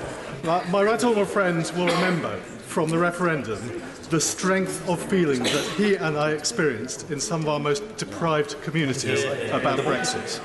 Could he gently explain to the Leader of the Opposition the sense of betrayal that we felt in those communities if we do not now deliver Brexit? Mr. Speaker, my right honourable friend is completely correct in what he says, and I think that it is a feeling that is well known to members on the other side of the House and well known on our benches as well. The people of this country, wherever they come from, are coming together now in a desire to get Brexit done, and I hope that this House will today reflect that will. Anna Cherry. Thank you, Mr. Speaker. At present, the United Kingdom consists of England, Wales, Northern Ireland and Scotland. In both Northern Ireland and Scotland, there's no mandate for Brexit. The deal we're being asked to vote for today gives Northern Ireland a deal which keeps it close to the single market and the customs union, subject to its consent. Can he explain to me and my constituents in what way it strengthens the union of the United Kingdom for Scotland alone to have foisted upon it a Brexit it didn't vote for? Mr. Speaker, I'm afraid there's a complete conceptual confusion here. Scotland and the whole of the UK is coming out of the customs union. There are particular arrangements that are being put in place to avoid a hard border in Northern Ireland, which I think is an objective that the whole House supports. And as for the people of Scotland, they had a referendum, as she knows full well, in 2014. They voted very substantially to remain in the United Kingdom. That was the correct decision. They were told it was a once-in-a-generation decision, Mr. Speaker, and I see no reason whatever to betray that promise that was made to them then. Justine Greening. Thank you, Mr. Speaker. The Prime Minister, I think, has said he now wants to speak for the 52% and the 48%. But does he recognise that the rhetoric and the actions and the way that this government has approached Brexit achieves the exact opposite of that, actually? And does he also recognise that dismissing concerns of communities like my own is no way to bring even England back together, and dismissing concerns of other nations within the United Kingdom is also no way to bring the UK and Britain back together either? Mr. Speaker, I certainly didn't mean to dismiss anybody's concerns, and let alone her own. And I recognise it, as I think I said in my opening statement, that this is an issue that has aroused deep feeling across the country on both sides. But it is my strong belief that the way forward for this country now is to deliver Brexit, get it done, and move our country forward, because that is the way, I believe, that people can honestly and passionately express their pro-European views in a new, deep and special partnership of the kind that both of us campaigned for. Barry Shearman. Mr. Speaker, 40 years ago I heard a Conservative leader who had, although I disagreed with much that she believed in, but I believed in her loyalty and I trusted her, and she brought the nation together with a great speech. I didn't hear that this morning. What I heard was a man who leads this country who people don't trust. And he keeps saying, trust. Who will trust the British people? If we want the British people to trust, will you agree with me, we should have a referendum so people can judge this deal for what it is, and then we can have a general election after that. Mr. Speaker, I think the best way to show our trust in the people is to repay their trust in us by honouring their mandate and delivering on the verdict of the people, and that is what we should do today, and I hope very much that the honourable gentleman will join us in the lobby tonight. Mrs Cheryl Murray.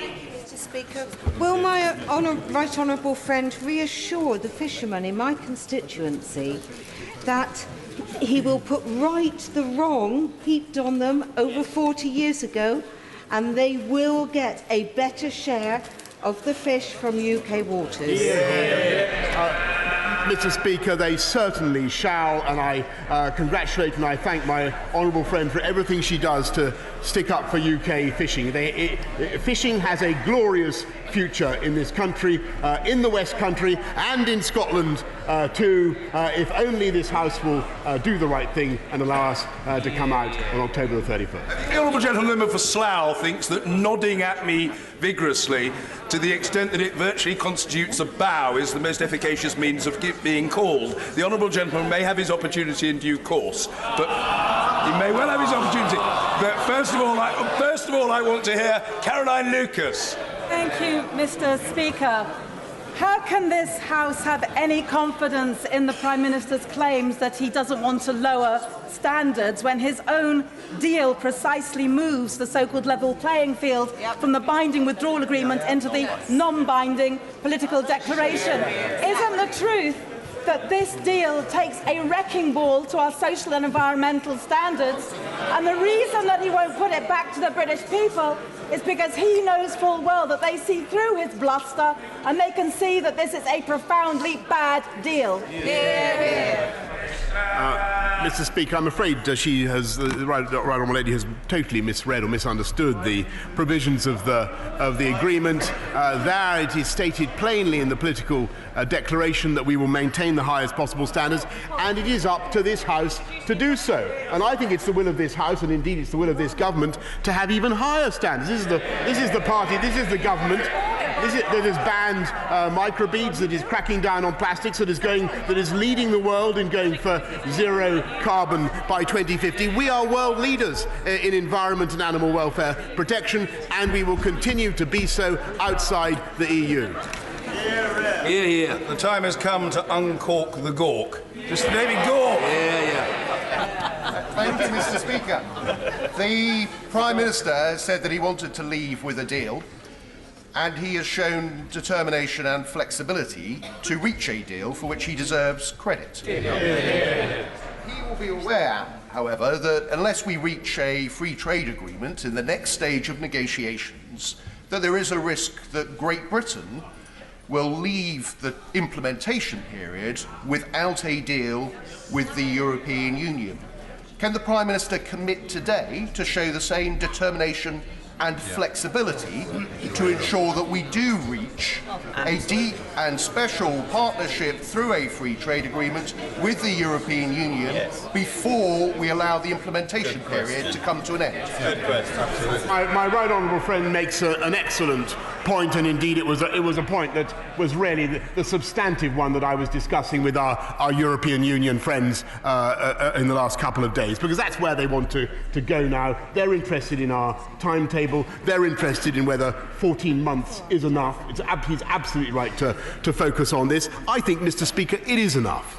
I think we can do it in 14 months. And I'll tell you why. The right honourable lady asked from a sedentary position. She may not know that we are already in perfect regulatory alignment with the European Union. It may have escaped her that we already have zero tariff and zero quota arrangements with the EU. We have a fantastic opportunity to do a free trade deal. Yes, 14 months is a blistering pace, Mr. Speaker, but we can get it done. And I just remind doubters doubters and sceptics that they said it was impossible to reopen the withdrawal agreement. There they all are. They said we'd never get rid of the backstop, Mr. Speaker. They said we'd never get a deal, Mr. Speaker. There's a very good deal on the table here today, and I hope they vote for it. Patience rewarded. Tanmanjeet Singh Desi. Thank you very much. Mr. Speaker, while addressing the DUP conference in Northern Ireland, the Prime Minister promised that there would be no border down the Irish Sea, neither the customs one, neither a regulatory one, nor any other sort. He promised the same thing to his Conservative colleagues during his pursuit for power to become the Jungle King. So would the Prime Minister like to take this opportunity to formally apologise to the DUP, his Conservative colleagues and the good people of Northern Ireland for having sold them down the river and for having broken yet another promise?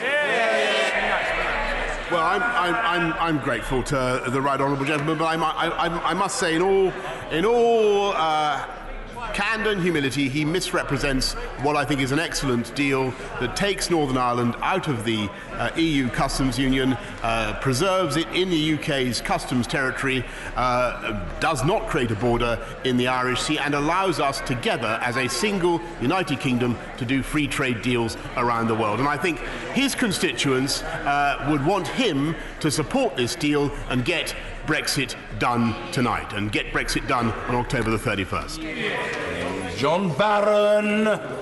Mr. Speaker, I wholeheartedly commend my right honourable friend for abolishing the anti-democratic backstop, and on that basis I will be supporting this deal today, having opposed the previous deal. But can I suggest this to him? Given that I and most of us in this place want a fair and good trade deal and prefer that to no deal, does he accept that by abolishing the anti-democratic backstop, we actually not only make a good and fair trade deal more likely, but we almost guarantee it, given the common position we start from and our common interests with the EU? My right honourable friend is spot on, Mr. Speaker, and he is right that both sides have a strong incentive to do a very, very good, best-in-class free trade deal by the end of next year. That's our ambition, and that's what we're going to achieve. Prime Minister's Brexit Secretary was on television this morning, and he confirmed that no economic analysis of the deal has been done. Yeah. I ask the House to let that sink in. No economic analysis of the deal has been done, which we are all expected to vote on today. How does the Prime Minister anticipate that members on all sides of this House, in good faith, for a deal that's going to impact on our country for decades to come, can be expected to vote on such a thing today? Minister. Mr. Speaker, I respectfully point out to the honourable lady that the deal has been welcomed by a broad range of opinion, including the Governor of the Bank of England and indeed the CBI. And the choice for her today is between this deal, which I believe is very good for this country, both economically and politically, and no deal. That's what she has to decide between. Mr. Peter Bowe. Thank you, Mr. Speaker. Article 126 of the withdrawal agreement says that the transition period ends on the 31st December 2020. But a few articles later, 132, it says it can be extended for a further 2 years.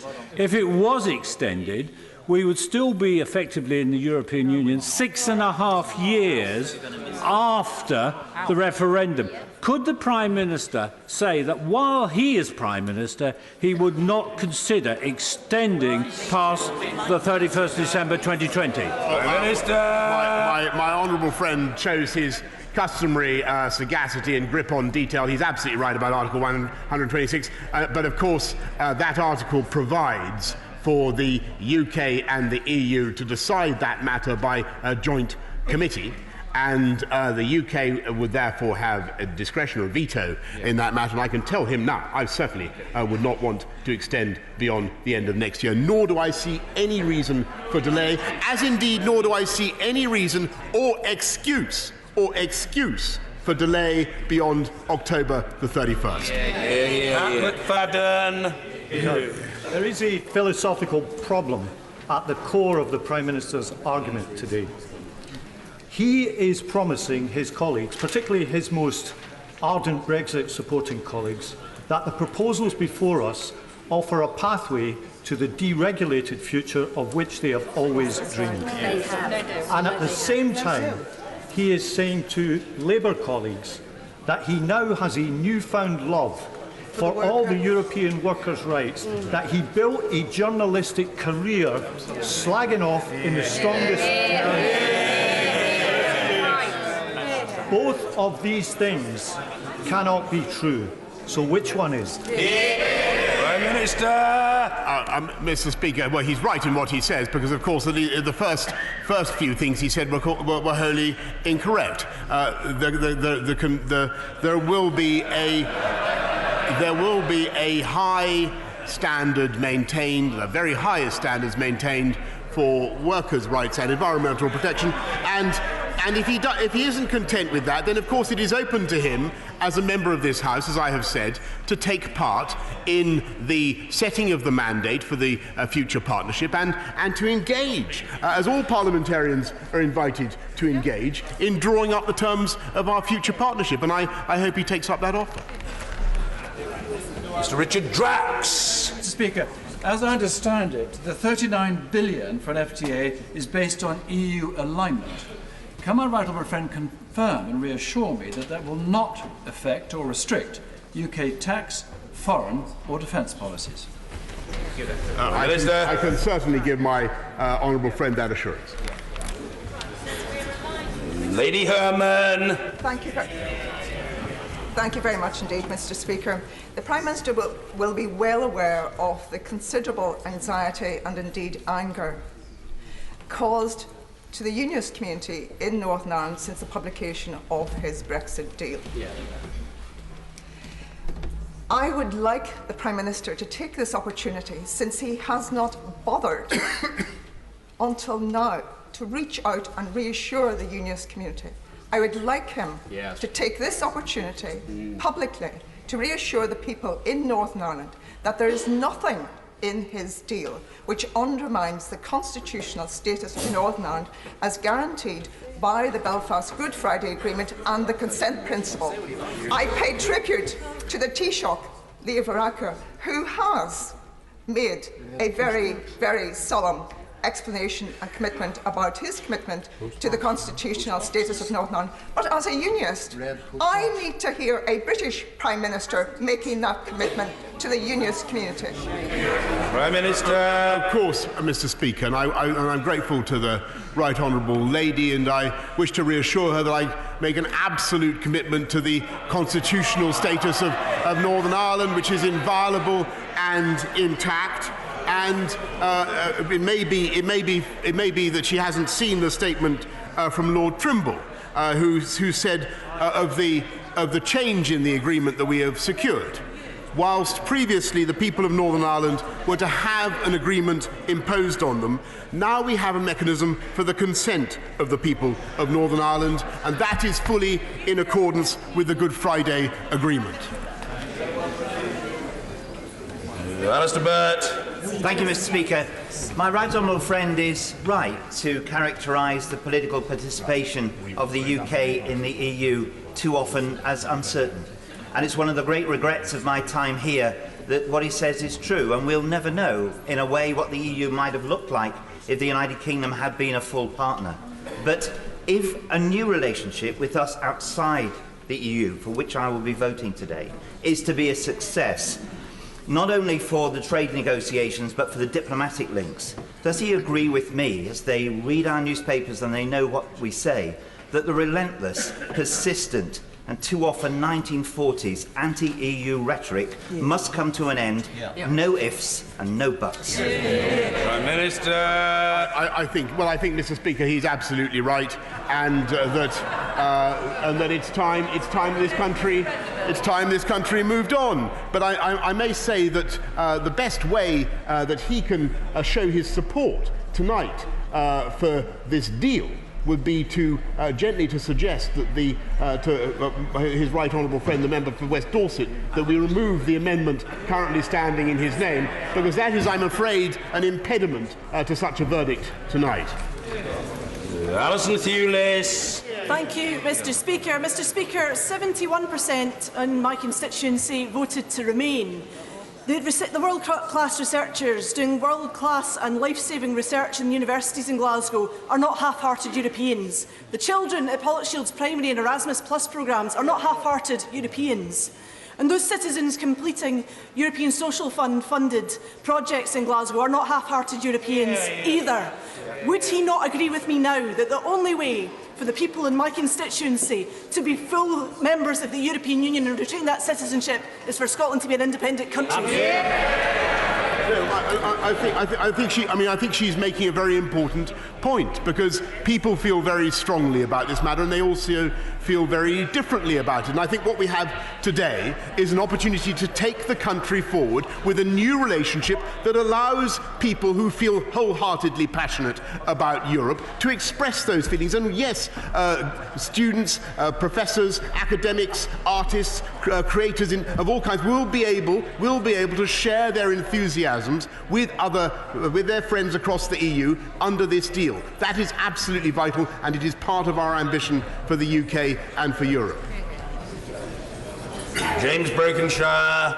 Mr. Speaker, I support my right honourable friend in securing this deal, but he will acknowledge the concerns that have been expressed in relation to Northern Ireland, in addition to his commitments that he has given, especially over the Belfast Good Friday Agreement. Please would he reaffirm his commitment to a new deal for Northern Ireland, investing in its infrastructure, investing in its prosperity, investing in its future as a proud part of our precious United Kingdom. I thank my right honourable friend. I pay tribute to him and everything he has done for Northern Ireland. And I think he would agree with me that the one thing that would really make a difference now to all those policy fields in Northern Ireland and would take Northern Ireland furthest forward the fastest would be if we could get the Stormont Assembly up and running again, and if the parties came together for government in Northern Ireland once more. Helen Hayes. The government could have agreed to internationally binding legal commitments to maintain existing workers' rights and environmental protections, and to ensure that rights keep pace in the future. At every stage, it has refused to do so. Can the Prime Minister explain why people across this country should believe his empty promises now? And if the Prime Minister is so confident that the British public will not see through his hollow rhetoric, why is he so afraid of giving them a final say? Well, the honourable lady will know that the plan is, if you look at the provisions that we have on workers' rights and environmental protections in the political declaration, they're very ambitious. We want to maintain the highest possible standards. And of course, whenever the EU, she should understand, whenever the EU introduces a new provision on workers' rights, even if it is in some way inferior to our own by then, Parliament will have an opportunity to consider that provision, that new provision from the EU, and to put it into UK law.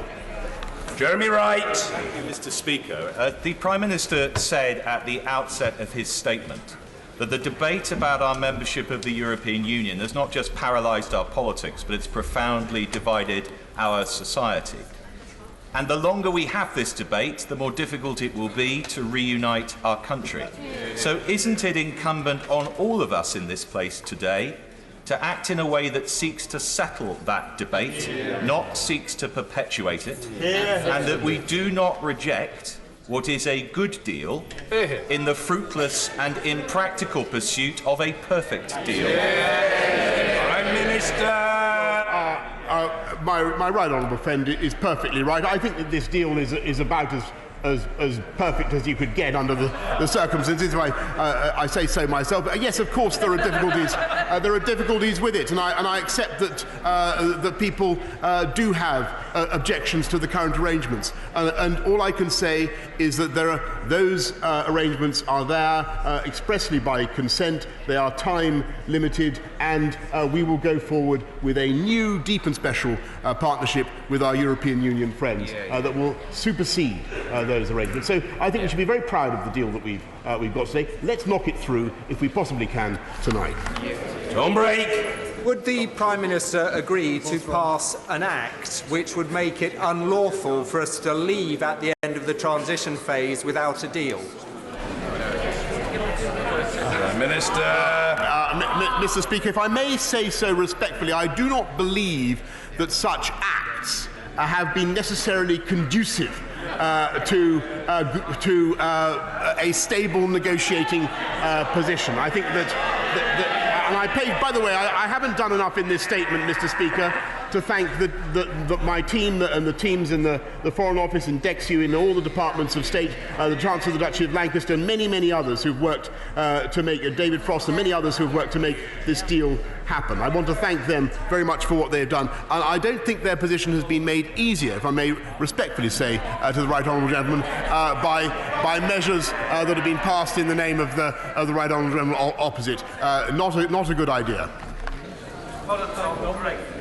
David Topcat Davis. Thank you, Mr. Speaker.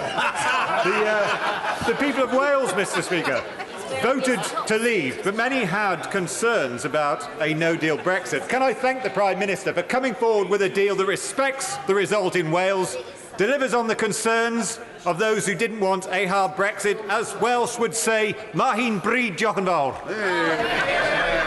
Prime Minister. Diolch yn fawr, Mr. Speaker, I think is all. I'm grateful to the Right Honourable Gentleman, and he speaks for Wales as ever. I think it's a great deal for England, it's a great deal for Scotland, it's a great deal for Wales and Northern Ireland, Mr. Speaker. The Honourable Gentleman, the member for Perth and North Perthshire, can now cheer up, because he's going to be heard. Mr. Pete Wishart!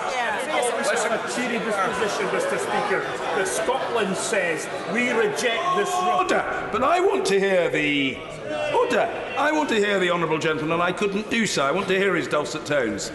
Blurt it out, Matt. And I'm grateful to you, Mr. Speaker. And what Scotland says today is that we reject this rotten deal. We will be taken out of a European Union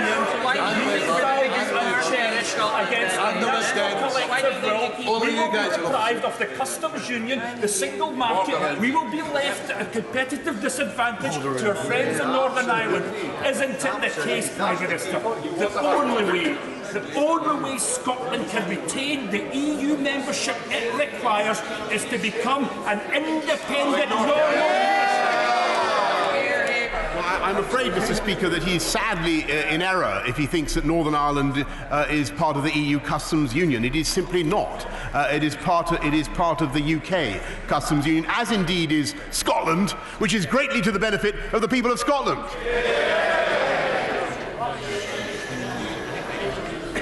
Nigel Evans. Thank you, Mr. Speaker. The Ribble Valley voted 57% to leave. Every constituency in Lancashire, whether they are held by Labour MPs or Conservative MPs, voted to leave the European Union in 2016. What message would you have to the MPs representing Leave constituencies? How should they vote tonight? Well, Minister, I remember vividly campaigning with my right honourable friend at cattle markets and elsewhere, where he attracted strong support for his views, and he's right. And I hope that very much that people in this House tonight will respect the views of their constituents, not just the sense that Brexit needs to be done, but also their passionate desire to move on to our dynamic domestic agenda, expanding our health service, improving our healthcare, investing in education, putting more police officers on the street and taking this country forward. The party opposite offers nothing but dither, division, doubt and delay, and I think they're completely mistaken. Tulip Siddiq. The Prime Minister used the phrase European friends over and over again in his statement this morning, and we in this House know that the Prime Minister likes to treat his friends with great generosity. Bearing that in mind, will the Prime Minister distance himself from the comments of his Security Minister last week, who said that our European friends in this country could face deportation if they do not get settled status by next year?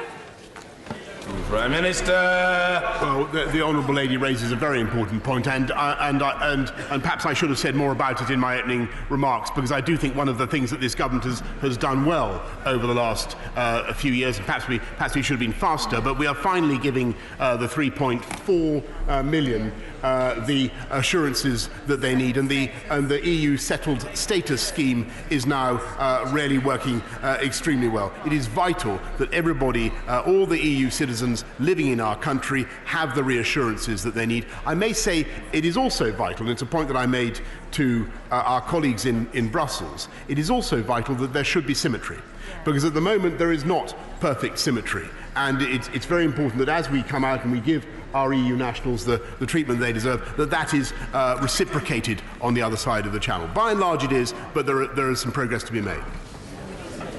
Mr. Stephen Crabb. Mr. Speaker, would the Prime Minister confirm what business has been telling us for many months now, that there is enormous pent-up investment waiting to be released into the UK economy when the fog and lack of clarity of this stage of Brexit is lifted? And would he also confirm that the very last thing that business wants to see from the proceedings of today in this House of Commons is for further delay, further fogginess and further confusion? Well, my honourable friend is completely right, and I do think the whole business world has been, as it were, holding its breath, waiting for us to get this thing done. There is massive confidence and excitement about this country and its future, and they want to invest. Let's give them an opportunity to do it in the course of the next few weeks and months. Brightfield. Might I agree with the right honourable gentleman's sentiments, the right honourable gentleman from Ashford? And would he not agree that one of the confusions that we face in the House, but more so in the country, is that some, not all, of those who wish to remain often appear in Brexit clothing, and that today there is a motion on the order paper for those of us who want to deliver on the promise in the referendum, and there is only one vote necessary. Mr. Speaker, I think that the right honourable gentleman has spoken with his customary honesty and insight in this matter, and I think that it would be a good thing if this House had an ability to have what I think was promised to the House and to the country, and that is to have a meaningful vote tonight. My fear is that the vote that we have will not prove to be meaningful, and I think, given the solemnity of this occasion, that would be a great pity. In the name of breadth and equality, having called Mr. Stephen Crabb, I now call Mr. Marcus Fish. The union is of massive importance to many in this House. Will my right honourable friend commit to mitigate, to subsidise and defray the costs of any new arrangements for customs within Northern Ireland? Prime Minister. Yes, Mr. Speaker. Not only that, but if he studies the agreement, he will see that it is open to the UK authorities to give support of any kind where necessary to alleviate any impacts that there may be from the arrangements that we will put in place, whatever the implications may be for state aids. Mr. Stephen Timms. Understand the worries of manufacturers about new rules of origin checks and other red tape that his deal would impose upon them, and the fears of Make UK that reassurances in the deal negotiated by his predecessor have been dropped from his deal. The reason I'm not worried about that, Mr. Speaker, is there are no new rules of origins checks, and this is a deal that I hope he will get behind and support, because it represents stability and certainty for business. Kirsten Hare. There are other voices from Scotland that are asking Scottish MPs Scotland, the Scottish Fishermen's Federation, the Federation of Small Businesses, the Scottish Chambers of Commerce, the Scotch Whisky Association, who all believe this is best for industry, the economy and jobs. This deal will once again vote for a no-deal Brexit. Mr. Speaker, there speaks the true voice of Scotland. And she is perfectly correct in what she says. And I venture to say, Mr. Speaker, that the constituents of the party opposite, the SNP, overwhelmingly tonight want that party, even that party, to get Brexit done and move this country on. I bet they do, Mr. Speaker. I simply understand. Sammy Wilson. Speaker, the Prime Minister has said there'll be no border down the REC, yet every good imported from GB into Northern Ireland will be subject to a customs declaration, a physical movement subject to checks, and tariffs have to be paid until it can be proved where the goods are going to. Will he accept that he may have avoided a regulatory border between Northern Ireland and the Republic, but he has put a legal, customs and economic border between the country to which we belong and the economy to which we depend? Rather than a great deal, this will do a great deal of damage to the Union. It will. Mr. Speaker, on the contrary, Mr. Speaker, what this does is protects Northern Ireland by extracting Northern Ireland whole and entire from the EU customs union, allows Northern Ireland to join the whole of the UK in setting our own tariffs, and insofar as there may be checks at a few places in Northern Ireland, physical checks would only involve 1% of the goods coming in, and if that is too much of a burden, then it is open to the people of Northern Ireland by a majority to decide that they no longer wish to participate in those arrangements. It is being done by consent. It is a very ingenious scheme that gets Northern Ireland out of the customs union and allows the whole of the UK to do free trade together with minimum bureaucracy. Mr. Henry Smith. Mr. Speaker, the British people are watching this place very carefully, and history is recording what we say. The clear majority message from my constituents is that they want the Brexit they voted for delivered, and this deal does that. Can I have an assurance from the Prime Minister that we will not only maintain but enhance our environmental and animal welfare standards?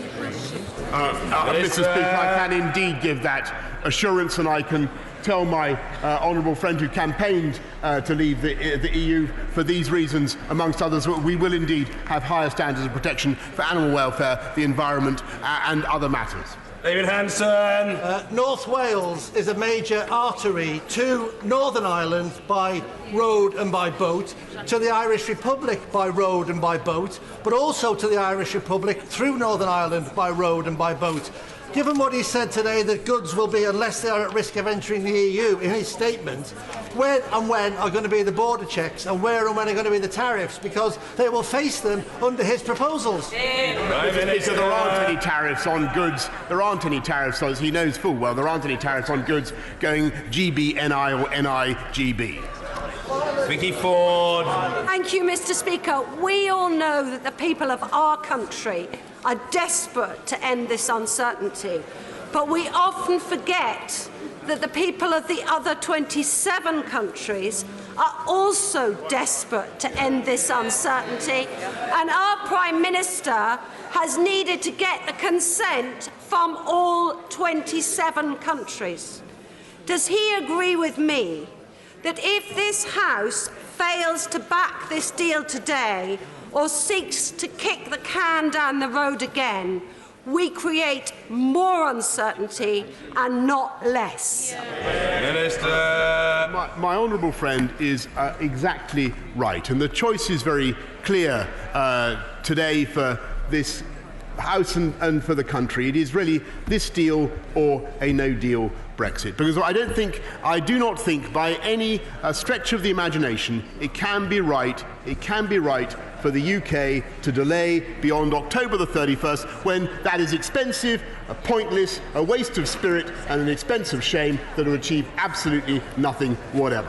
Dr. Sarah Wollaston. Speaker, evidence matters, Prime Minister. How can you possibly assure our constituents that this is a good deal if the Prime Minister Minister hasn't carried out an economic impact assessment of what it will cost them. And if he has carried that out, why on earth are we not able to see it as we debate this today? Well said. Mr. Speaker, well, I'm grateful to the Honourable Lady, but I direct her really to the answers I've already given on this point. Many business groups have already come out in support of this deal because it gives certainty and stability and allows the country to move on. And as my right honourable friend said just now, I think it will unleash a great deal of investment in the UK. Brian. Sir, can I thank the Prime Minister for his statement and the tone with which he's delivered it today? He and I have had some robust conversations in the last 6 weeks, and he has done what he promised me he would do, which is seek a Brexit deal and bring it back to this House. I was very pleased to hear him mention the 48% today. There are a lot of people for whom we need to have the losers' consent to deliver Brexit safely. So would he agree that the way to do that is with the deal that he has proposed, which is well worthy of all of our support? Well, Mr. Speaker, the support of my honourable friend means a great deal to me because he and I did have long conversations about this, and I did my best to convince him that I was in earnest in seeking a deal. I truly was, and I'm very pleased with the result that we have secured, and I'm delighted that he will feel able to support it tonight. I do, but I'm get back to the key point. It does give people who love Europe in the broadest possible way a real chance to move forward and work with us to develop a new partnership with our European friends. That is the opportunity. Everything else is stasis and division. This is the way forward. Mr. Speaker, the Honourable Member for Basildon and Billericay said yesterday, I am doing my best to persuade colleagues who, like me, voted 3 times against the last Prime Minister's deal to look at this in a favourable light, provided that we can get the assurance, and I have been given it so far, by people like the Chancellor of the Duchy of Lancaster and the Foreign Secretary, that if our trade talks fail in December 2020, we will leave on no-deal terms. Mr. Speaker, have members of the Prime Minister's Cabinet given those assurances? And if, indeed, no deal is therefore not being ruled out by supporting the Prime Minister today, why won't he tell the country the truth? Mr. Speaker, my right honourable friend, the member for Billericay, has made it very clear in the House just now, if she was listening, that he wants and will work for a great new free trade agreement, and that is indeed what we will do. And may I respectfully say to her, as I say to all honourable friends and members, that if they wish to avoid a no-deal outcome, the single best thing we can all do is vote for this deal tonight. Thank you, Mr. Speaker. I strongly support this deal, but is it not the case that in the issue of workers' rights, that whatever government, we will be able to, in this Parliament, strengthen workers' rights without recourse to an external authority? And is it also not the case that the billions of pounds that we save from leaving the European Union, we will be able to spend on public services and cutting the cost of living for ordinary folk across our country? Prime Minister. Mr. Speaker, that voice of Harlow is completely right, and we will be able to get on, by the way, with investing in hospitals in his area. Yes, of course, it is open to this House and to this country to strengthen workers' rights beyond the standards in the EU. But as I said to the honourable lady who spoke a moment ago, every new regulation or directive that comes from Brussels in this matter will of course be capable of being scrutinised by this House, and this House will be able to decide whether or not it is right to implement it in UK law. And it seems to me you can't say fairer than that. We can go further than them, but we can also track them if we choose. Sir Vincent Cable. Following the earlier question for the member from South Hants, the Prime Minister will know there's a great deal of anxiety in the business community that it faces a cliff edge at the end of next year. Can he reiterate what seemed to be his assurance that the transition will be extended until his free trade agreement has been concluded? Mr. Speaker, I think that if he's worried about a cliff edge, and I'm not, frankly, as worried as he is, but I think we'll do a great free trade deal by then, the best thing he can do, and I hope I'm looking at him carefully to see whether he might have this in his heart, is to vote for this deal tonight.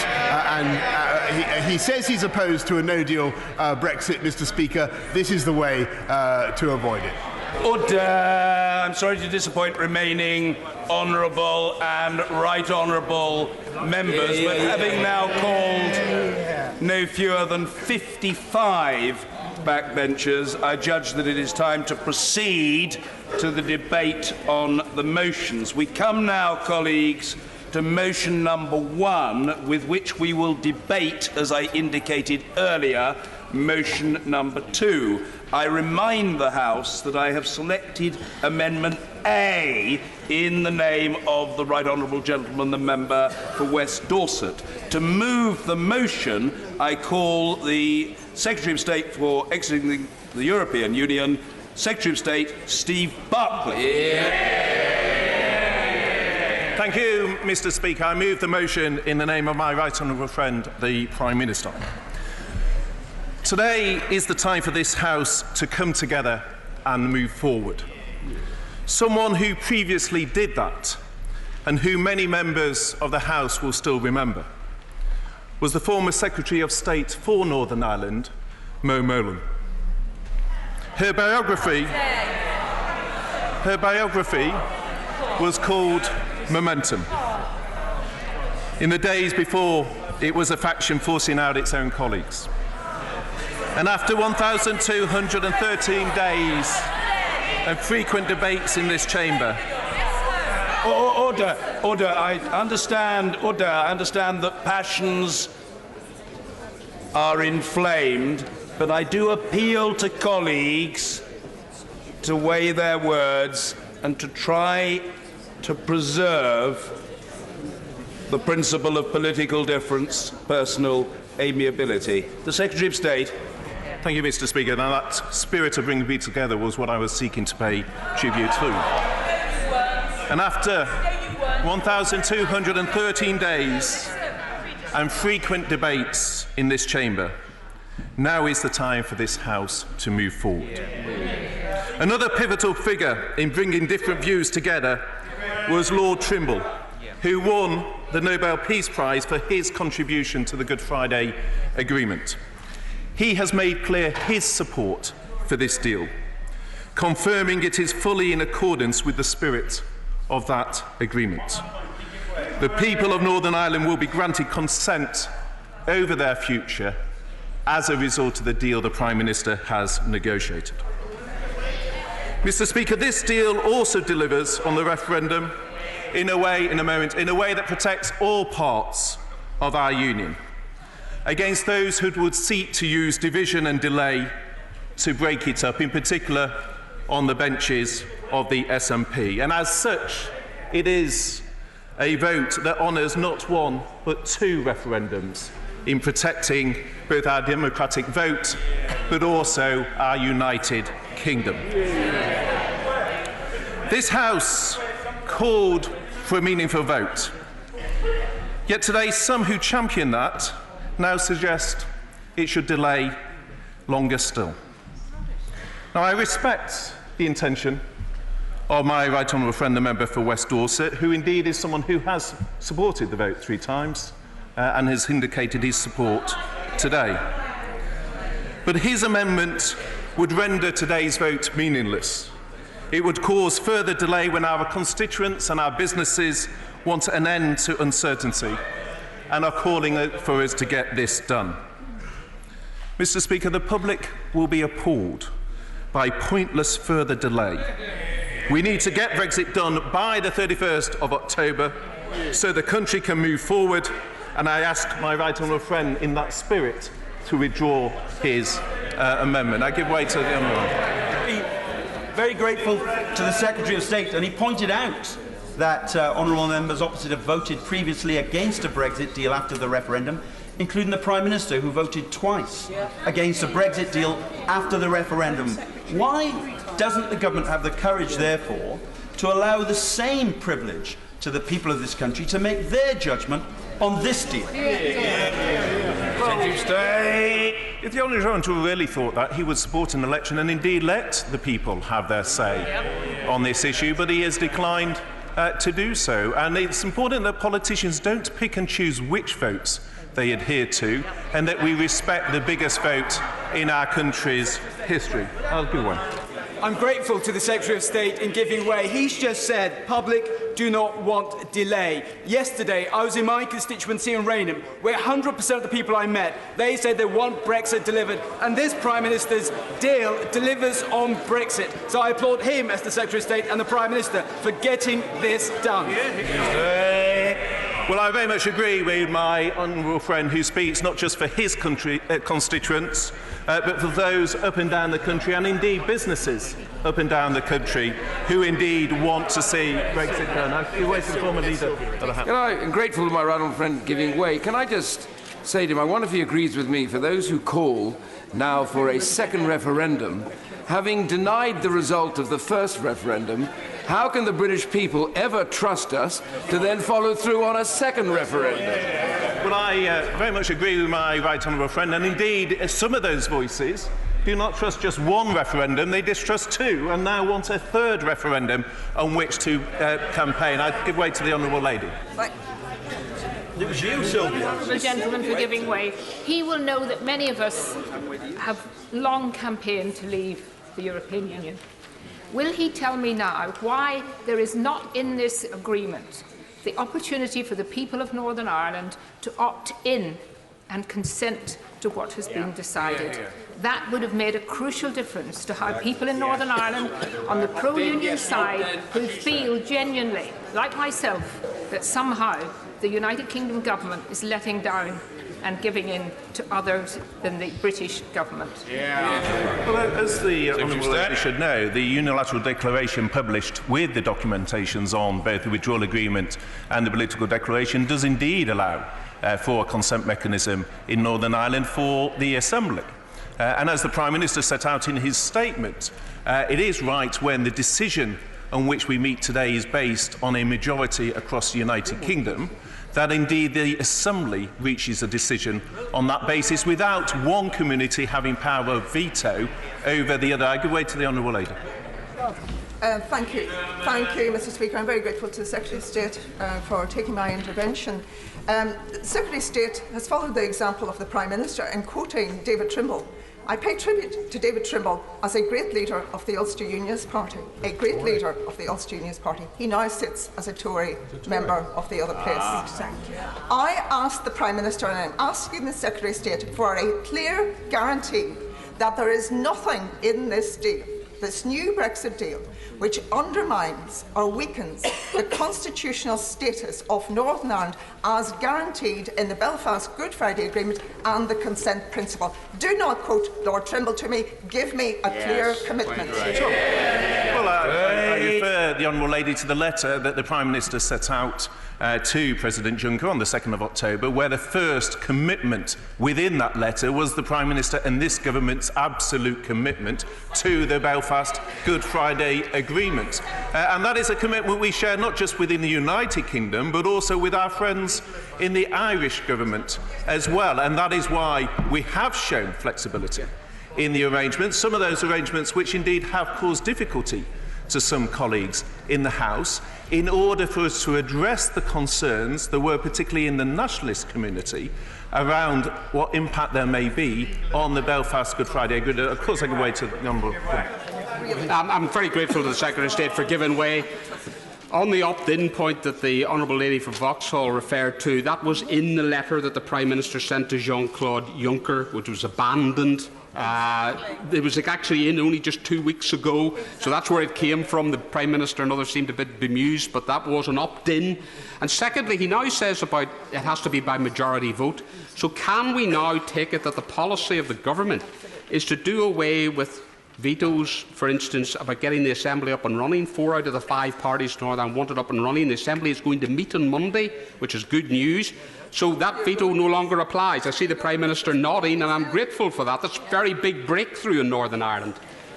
Well, it's also worth clarifying, and this speaks very much to the unilateral declarations and the concerns in terms of how that operates, that this is about a reserved matter that applies to our international agreements as a United Kingdom and not the powers that sit with the Assembly within the Good Friday Agreement. And that is why there wasn't a willingness to give one community a power of veto over the other. Of course, I give way. I'm very grateful to the Secretary of State, but it is simply not true to say that agriculture and manufactured goods and so on are reserved matters. These are matters devolved to the Northern Ireland Assembly. This is just not correct. Please do not use that argument. And this was recognised by the Prime Minister in the letter that he sent to Jean-Claude Juncker himself only a few weeks ago. The difficulty with that argument, with great respect, and I very much do respect the concerns of the Right Honourable Gentleman, is that Stormont isn't sitting at present. And that is why we have the mechanism that's set out further within the Unilateral Declaration as to if Stormont isn't sitting, as to how that will be addressed. I promise to give way to my honourable friend. Thank you. I'm grateful to my right honourable friend. When a few weeks ago I voted for the Withdrawal Act, distressingly often referred to as the Ben Act instead of its full title, the Ben Burt Act.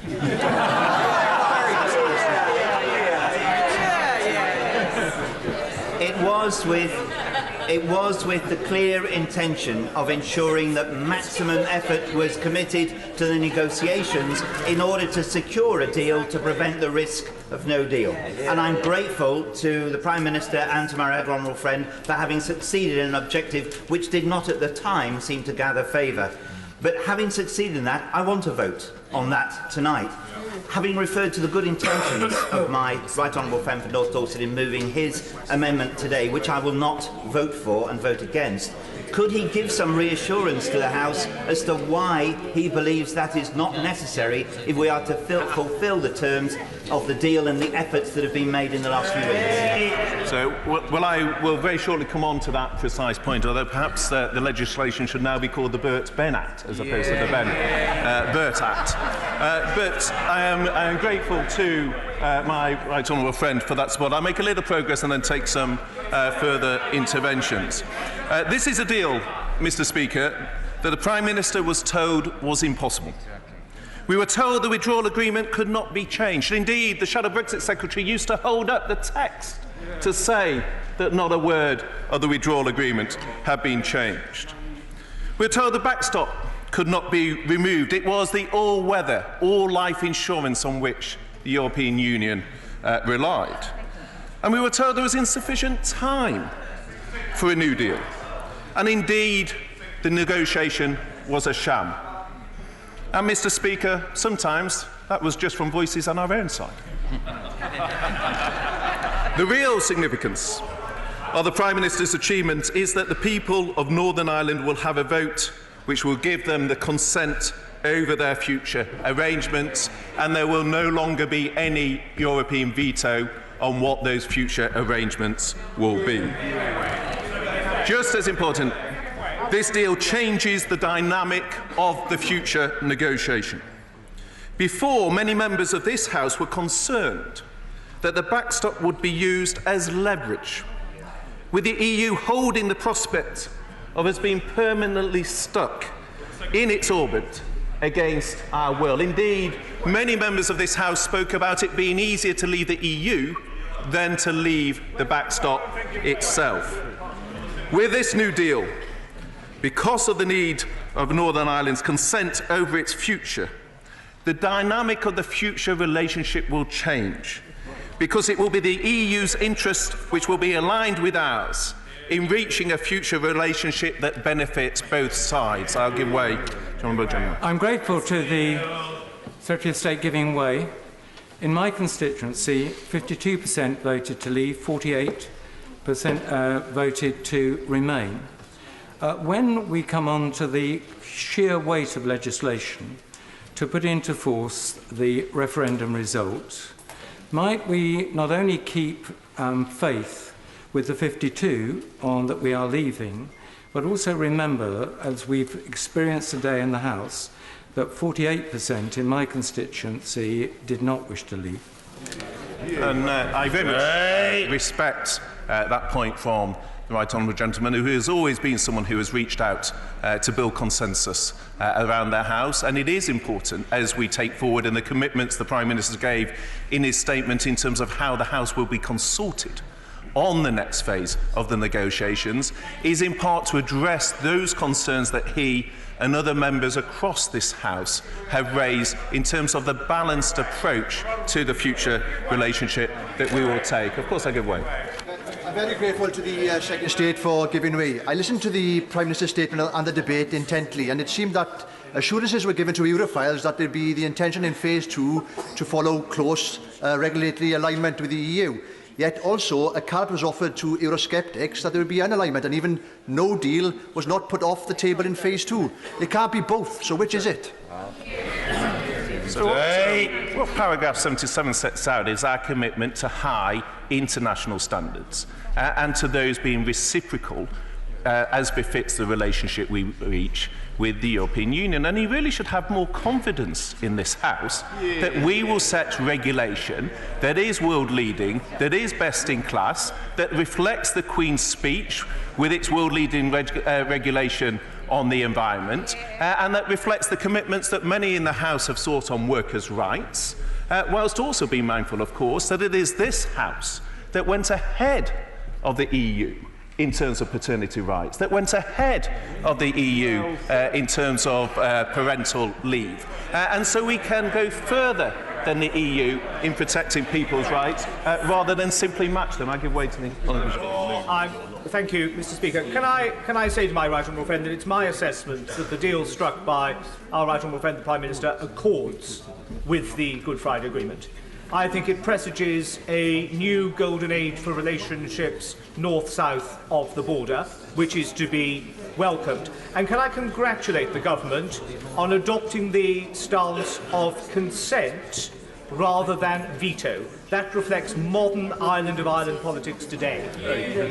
Well, my honourable friend, as chair of the Select Committee, speaks with great authority on this issue, and I know he will in particular have recognised the importance that the whole of the United Kingdom will benefit from our future trade deals around the world, with every part of the United Kingdom, including Northern Ireland, leaving, as the Prime Minister said in his statement, whole and entire. I'll give way to the Honourable Gentleman. Thanks, Secretary of State, for giving way.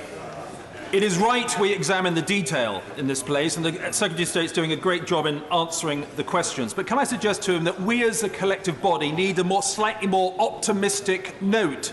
It is my firm belief that now we've got rid of the backstop, we will achieve a fair and good trade deal by December 2020, and we should be focused on that rather than all the minor detail. It is a bright future if we decide to take it today.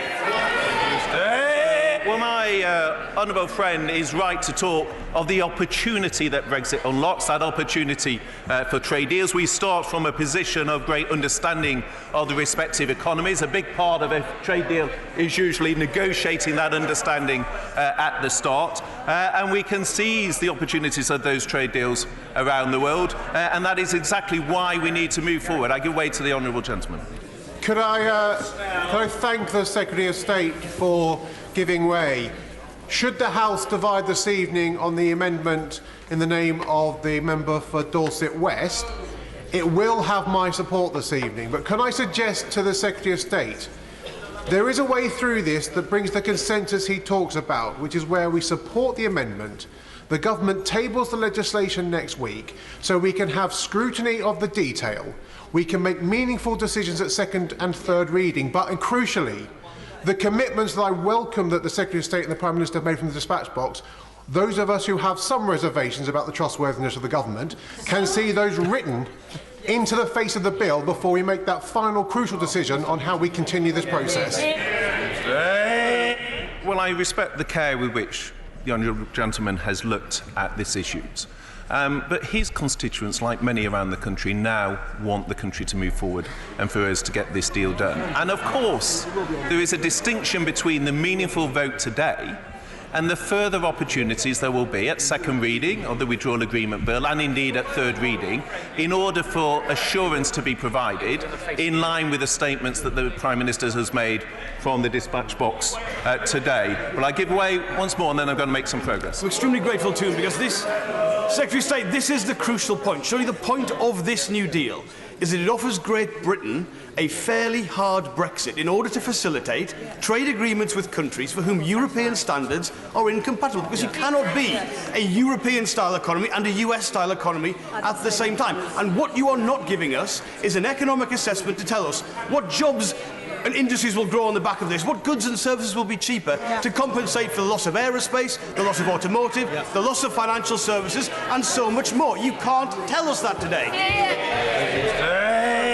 The honourable gentleman should really listen to business leaders like Sir Stuart Rose, who says let's get this deal done, to the Bank of England governor, who says that this will be a boost to our economy, to the many business leaders who want an end to this uncertainty, and we can't simply keep debating the same issues in a House that has said no to everything and refused to say yes to anything. This debate should be about restoring the independence of our country in accordance with the votes of the referendum. Given that in the implementation period the EU will have massive powers over us, is there something that the government can build into the draft legislation to give us reassurance that they will not abuse those very excessive powers? So, yes, Mr. Speaker, I'm happy to give that reassurance to my right honourable friend, and that is something that we can commit to do as we move forward. Of course, I give way to him. I'm very grateful to my right honourable friend. He spoke earlier about there not being pointless delay, and I actually agree with him about that. This matter has got to be brought to a conclusion. But he must be aware that quite apart from approving in its generality, we also have a duty as a House to look at the detail of, of this deal in primary legislation. And the House is entitled in the course of that to pass amendments which, provided they don't undermine the treaty itself, are wholly legitimate. And the difficulty is that the impression the government is giving is that by insisting that the Benn Act be effectively subverted and removed, that it has other intentions of taking us out at such a gallop that proper scrutiny cannot take place. And I wish the government would just listen a little bit, because I think it would find there's much more common ground on this than it has ever been prepared to acknowledge, instead of which it continues to give the impression that it just wants to drive a coach and horses through the rights of this House to do proper scrutiny. I've always had great respect for the legal acumen and the seriousness of my rightable and learned friend.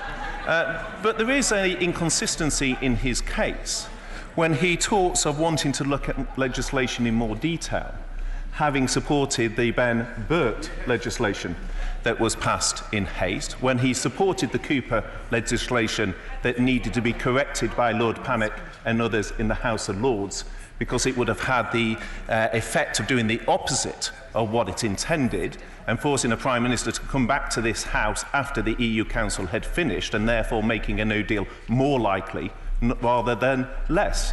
That Cooper legislation is a very good example of where my right honourable and learned friend did not look at legislation in detail, and indeed where it would have had a perverse consequence at odds with the arguments he put for supporting it at the time.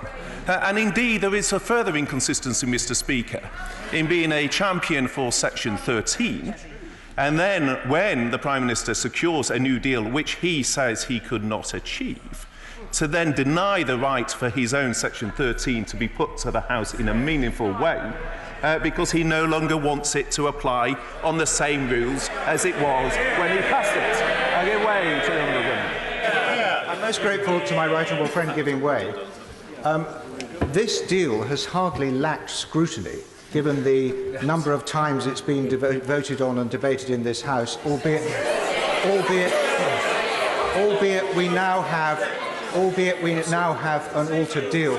But can I just point out that the implementing legislation is simply that. It doesn't alter the substance of the agreement. It merely implements the agreement into domestic law. And we can do that very quickly and amend that bill after ratification of the agreement, if necessary, because it is only a piece of domestic implementing legislation. There is no case for delaying that legislation, and I'm going to vote for the deal today, if I get the chance. Well, firstly, I welcome the support of my right honourable friend.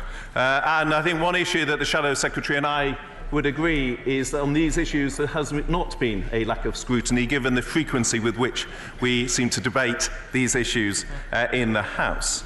And of course it's also worth reminding ourselves as to what the motion is addressing today. The motion is addressing the withdrawal agreement and the political declaration secured by my right honourable friend, the Prime Minister. The mechanism to implement that, the withdrawal agreement bill, is still to be negotiated, is still to be debated. And indeed, even that only pertains to the winding down arrangements and not, as is often referenced in this House, the future trade deal which we want to get on to debate. And so it's a rather odd argument that the main issue, our relationship with Europe, is being thwarted because of a circular, endless debate on the same issue, when we need to support the debate today in order to unlock the withdrawal agreement bill on which we need to debate. I can wait to... I'm grateful to my right honourable friend for giving way. Isn't the simple fact of the matter that unless all those people who cry out for a deal have got to today support the deal which has been brought forward by the Prime Minister, it is a first step on many other opportunities that this House will have the opportunity to discuss this particular issue. But we really have got to move forward now to respect the referendum, which was endorsed 3.5 years ago. My right honourable friend is absolutely right. This is the first step. It's not the final step. The House will have further opportunities on which to debate these issues. And it is right. I give way to the honourable lady. Secretary of State giving way to the right honourable lady. Yeah. Caroline Flint.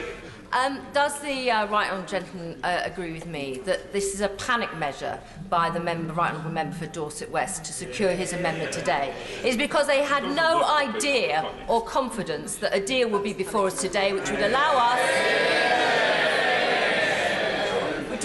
those in this House who want to secure a deal so we could move on and leave the European Union by the 31st of October would happen. As a result, by today's measures, in voting for the amendment by the right honourable member for Dorset West, we will be forced, even if a deal is approved, to seek an extension to the 31st of January, underlying that the sponsors of the Benn Act had only one motivation, and that was to delay Brexit and stop it.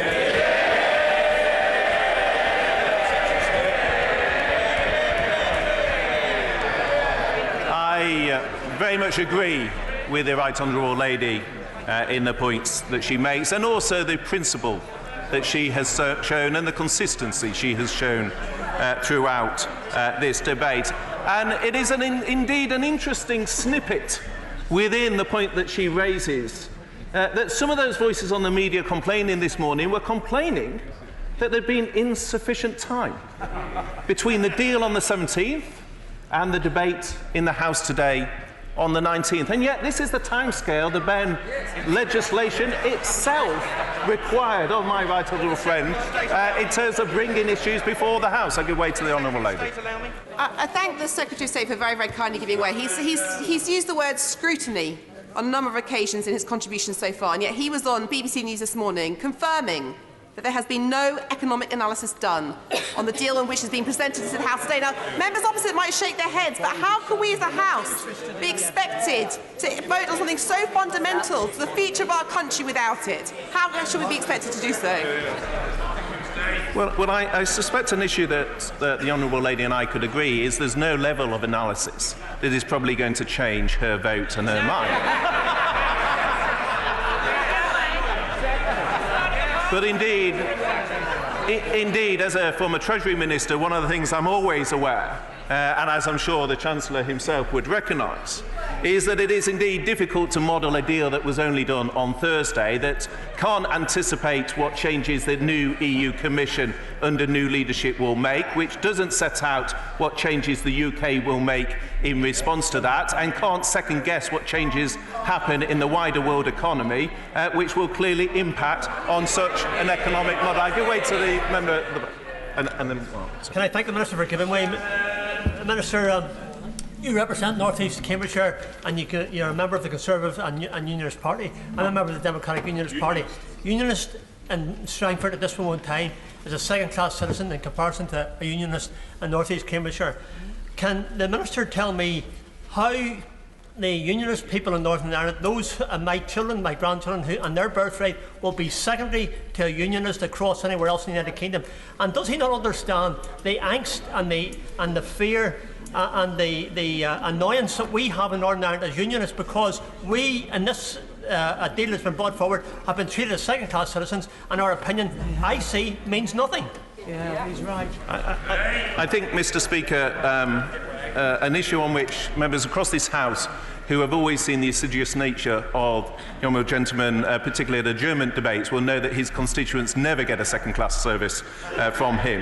And in terms of the deal that the Prime Minister has negotiated, he has also tried to operate in the same spirit which I know he does, by ensuring that Northern Ireland remains part of the United Kingdom customs union, that it leaves whole and entire, and as a consequence his constituents, like mine in North East Cambridgeshire, will benefit from the great trade deals that I know the Secretary of State for Trade intends to negotiate.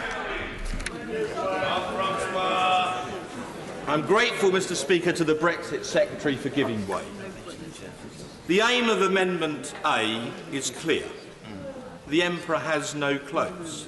It is to stop us leaving the European Union at any cost. The ERG met this morning, and normally our meetings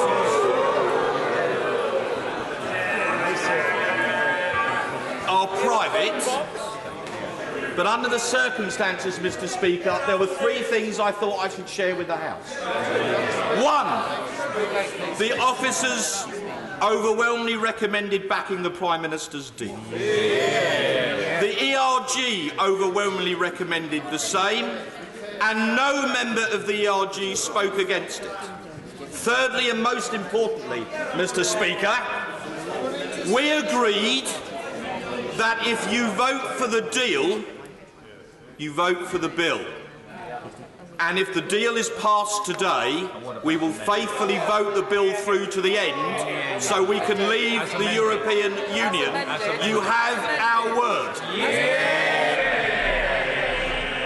Well, I am grateful to my honourable friend for his support, and this is, as someone who previously opposed the deals, a reflection on the fact that this is a deal for everyone, a deal for the 52 and a deal for the 48, a deal for Northern Ireland and a deal for Cambridgeshire. This is a deal that benefits the United Kingdom, in particular by enabling us to move forward and above all to take back control of our fishing, on which point I'm sure the honourable member is about to intervene.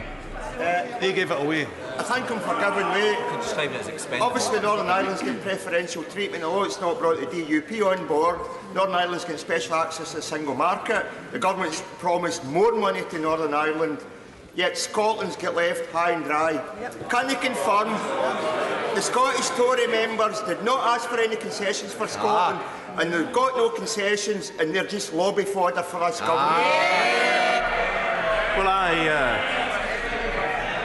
I can very clearly tell the honourable gentleman what the Scottish Conservative MP secured, which is control of our fishing policy, something he and other members would give back to Brussels. But, Mr. Speaker, let me make some progress, and then we'll take some further interventions. In contrast with the efforts of the Prime Minister, who was told a deal was impossible, told the backstop couldn't be changed, told a word of the withdrawal agreement could not be amended, the Leader of the Opposition appears to have rejected the deal before he's even read it. This is opposition who cannot see further than opposition for opposition's sake. The Shadow Brexit Secretary, the Right Honourable and Learned Member for Holborn and St Pancras, to be honest, will always, unlike the leader, have read the detail. He has been in post throughout the 3 years, but during that time has used a wide range of arguments to support his case. He said in July 2018, "We respect the result of the referendum and recognise we are leaving the European Union." But he now says any outcome must be subject to a referendum and we will campaign for leave. He said Labour's concerns were never about the withdrawal agreement or the backstop. They were about the political declaration. That's what he put on Twitter on the 17th of October this year. And yet he used to stand in this debate and object to the withdrawal agreement because it had not changed. And indeed, in a third meaningful vote, which was purely on the withdrawal agreement and not the political declaration, he still objected to it. In 2018, he said Labour could not support a withdrawal agreement without, and I quote, "a mechanism for universal exit." Exactly what my right honourable friend has secured with the vote of consent for the Northern Ireland Assembly. And yet now he says it no longer is about the withdrawal agreement, it is about the political declaration. And indeed, the Labour position throughout much of this debate has been to be a participant in the EU customs union. And yet, what we heard from a senior member of the Labour Party is that their real position is 100% Remain. Indeed, as one media report observed this week, during the cross-party talks, they even rejected a copy and paste, it was alleged, of their own proposal, which they described as unacceptable. There are some in government who have cautioned against listening to experts during this debate. But it is clear from the experts in business, the Bank of England Governor, of course, everyone. The Secretary of State and I were in the same room. He knows very well that that is not true. The idea that I wouldn't know our own proposals, he knows it, he was there, withdraw it. So you can give me a minute. Throughout our debates in this House, the honourable gentleman and I think, have always conducted our debates with great courtesy, and so in that spirit, of course, I will withdraw in that spirit. Because actually today it is a good illustration of what today's debate is really about. We could get into the detail of whether we were presenting something aligned to what he had previously said or whether the text was saying. We could get into the detail of it. But actually, what today is about this House moving on. About this House coming together, about the country coming together and moving on from these debates and those talks, albeit the real issue in those talks was a desire from some for a second referendum and not to actually get into the detail of how we resolved those issues. Of course, I'll give way to... Thank you. This is at least the 7th opportunity that this House has had to avoid a harmful no deal. There was the former Prime Minister's deal on 3 occasions. There was EFTA, there was Norway, there was the customs union. Does my right honourable friend agree with me that for those of us across this House who want to avoid a damaging crash-out, it would be folly to let this final opportunity slip through our fingers? Well, my honourable friend from Cheltenham, I know, speaks for his constituents and businesses across the country who recognise now is the time to support this deal and for the House to move on. And I give way to the honourable gentleman.